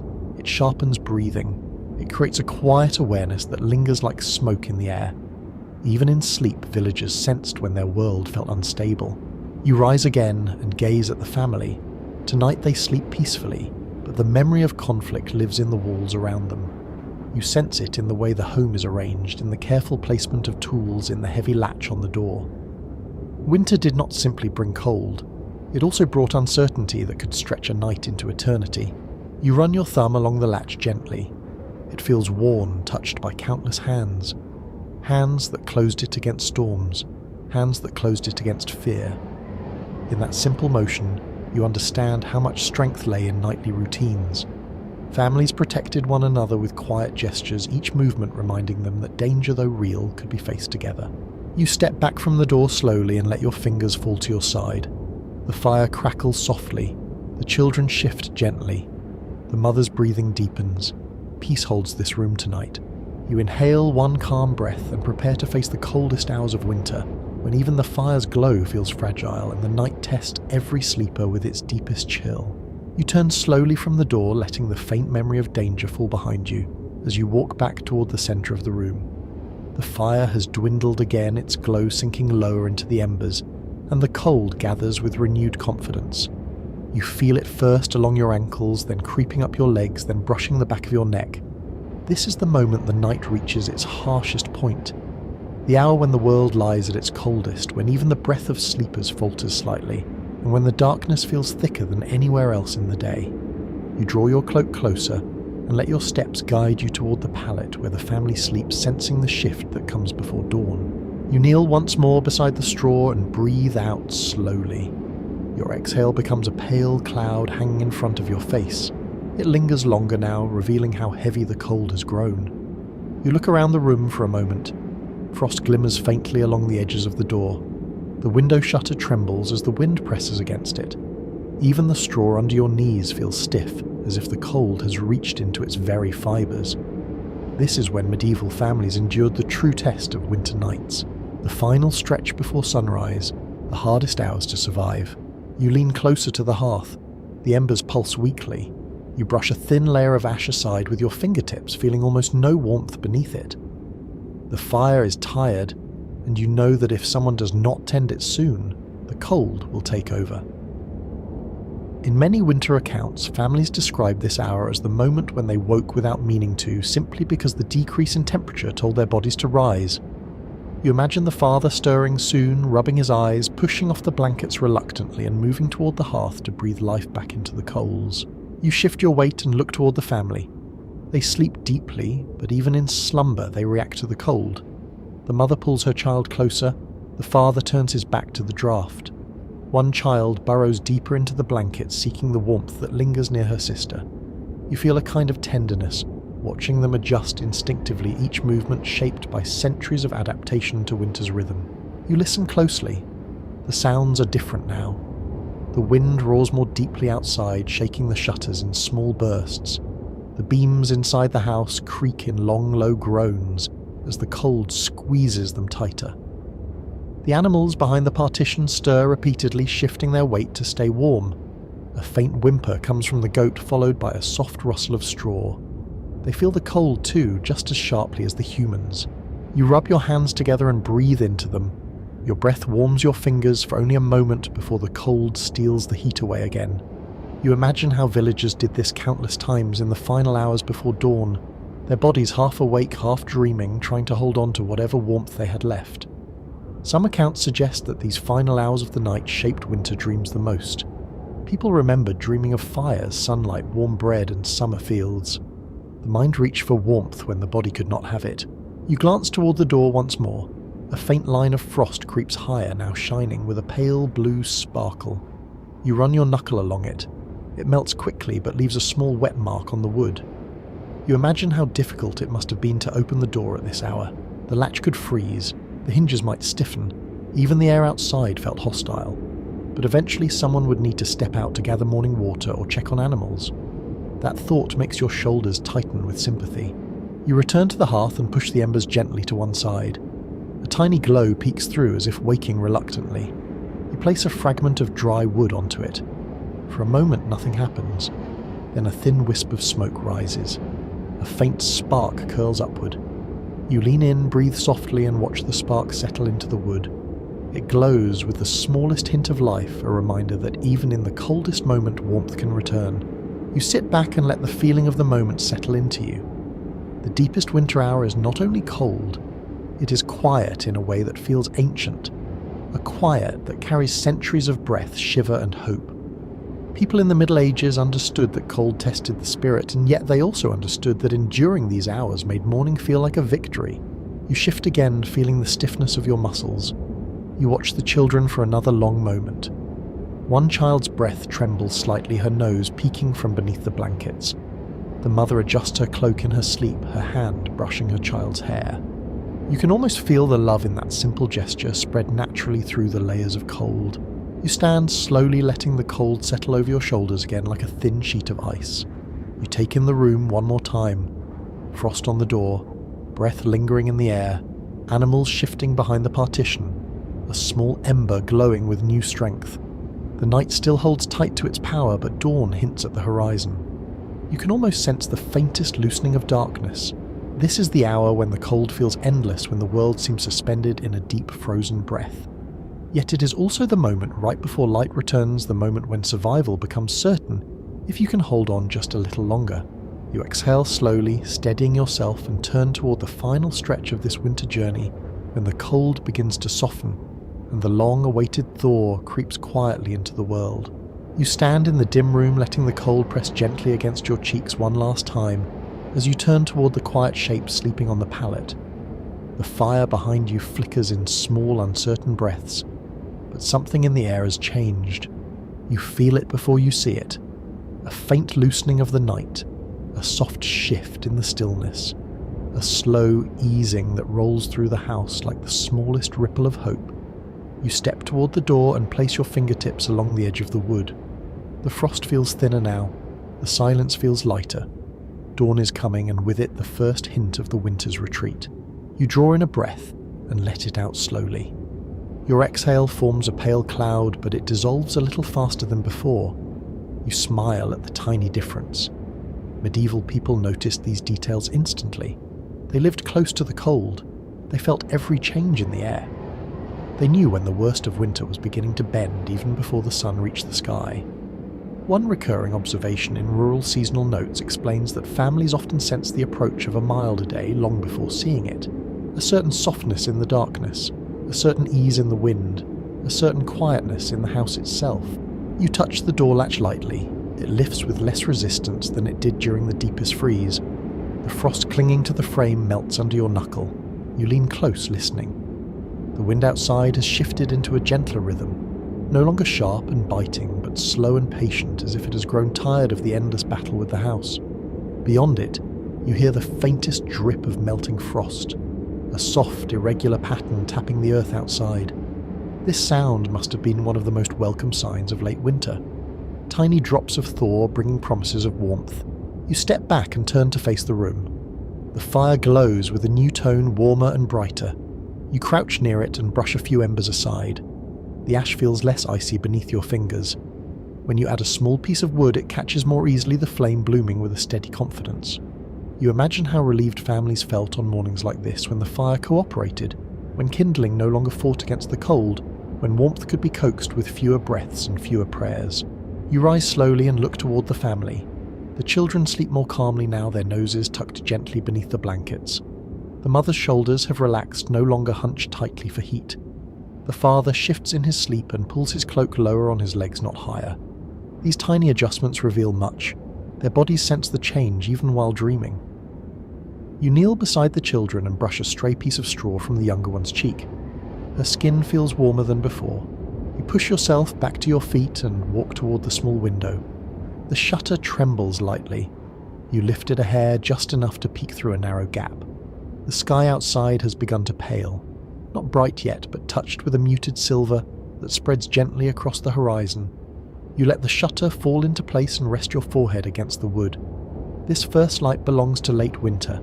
It carries no warmth, but it carries promise. You step away and walk across the room, letting your fingertips glide along the wall. The cold still clings to the door, but it no longer burns your skin. The house feels as though it can breathe again. You picture villagers waking on mornings like this and exchanging quiet smiles, grateful for even the smallest relief. Some families celebrated by opening shutters a little wider or letting animals outside for a short stretch. Others took a moment to stand at the doorway, breathing in the milder air like a blessing. You return to the hearth and settle on a low stool. You stretch your hands toward the fire, feeling its warmth soak into your palms. You imagine how winter nights taught people to appreciate small comforts. A cup of warm broth, a morning without frostbite, a day when the wind softened enough to walk the fields without fear. These small gifts shape both hope and gratitude. You glance again at the family. Soon they will wake. The father will rise and stretch with a long groan, surprised that his joints ache a little less. The mother will open her eyes and wrap her arms around her children, noticing that their breath no longer fogs the air quite so heavily. The children will sit up with sleepy smiles, eager to run outside and see whether the frost has begun to retreat from the lane. Even the animals behind the partition will sense the change, their movements lighter and more restless. You lift one of the jars near the hearth and tilt it gently. The water inside moves freely, no longer caught in a thick shell of ice. You smile at the simple joy of it. A small, everyday miracle. Water that does not crack under your fingers. Water that can be poured without effort. Families welcomed these changes with relief that sank deep into their hearts. You stand again and take one final slow look around the room. The straw, the blankets, the cloaks, the warm stones, the herbs, the tools, the wooden cross, the tiny scratches on the shutters, the hearth, now glowing confidently. All these elements have shaped countless winter nights. All have witnessed struggle, tenderness, fear, ingenuity, and resilience. You walk a few slow steps toward the center of the room and place your palm over your chest, feeling your own breath rise and fall. After journeying through the cold with this family, you feel the weight of winter lifting from your shoulders too. You lower your hand gently and prepare to let the story soften into quiet, guiding the listener toward rest. As the imagined dawn begins to bloom in pale silver light, settle yourself now. Let your breathing slow just as the village breathes into the first hints of morning. Picture the faint silver light edging across the sky, softening the darkness, loosening winter's grip one quiet moment at a time. Feel the cold fade from the walls as the embers of the fire glow steadily, filling the room with a patient warmth that asks nothing from you except to rest. Imagine lying on the straw pallet beside the family wrapped in thick blankets and wool, feeling the last touch of night drift away. Each breath you release becomes lighter, easier, and calmer, like a soft cloud dissolving into the new day. The children shift gently in their sleep. The mother's hand rests peacefully near them. The father stirs with a quiet sigh. Everything is still. Everything is safe. Let the sounds fade. The wind outside softens into a distant murmur. The crackle of the fire becomes a faint whisper. The world no longer presses against you. It simply holds you warm and steady as the night melts slowly into morning. You have walked through the cold, through the breath of winter, through fear and tenderness, through the quiet strength of a medieval home. Now let all of that settle into stillness. Let your mind drift the way snow drifts onto fields softly and without urgency. Let your eyes grow heavy. You are warm, you're safe, you have reached the gentle edge of dawn, and as you rest here in this calm pool of early light, allow yourself to drift into sleep just as the medieval world once drifted through its long winter nights, held in warmth, hope and quiet endurance.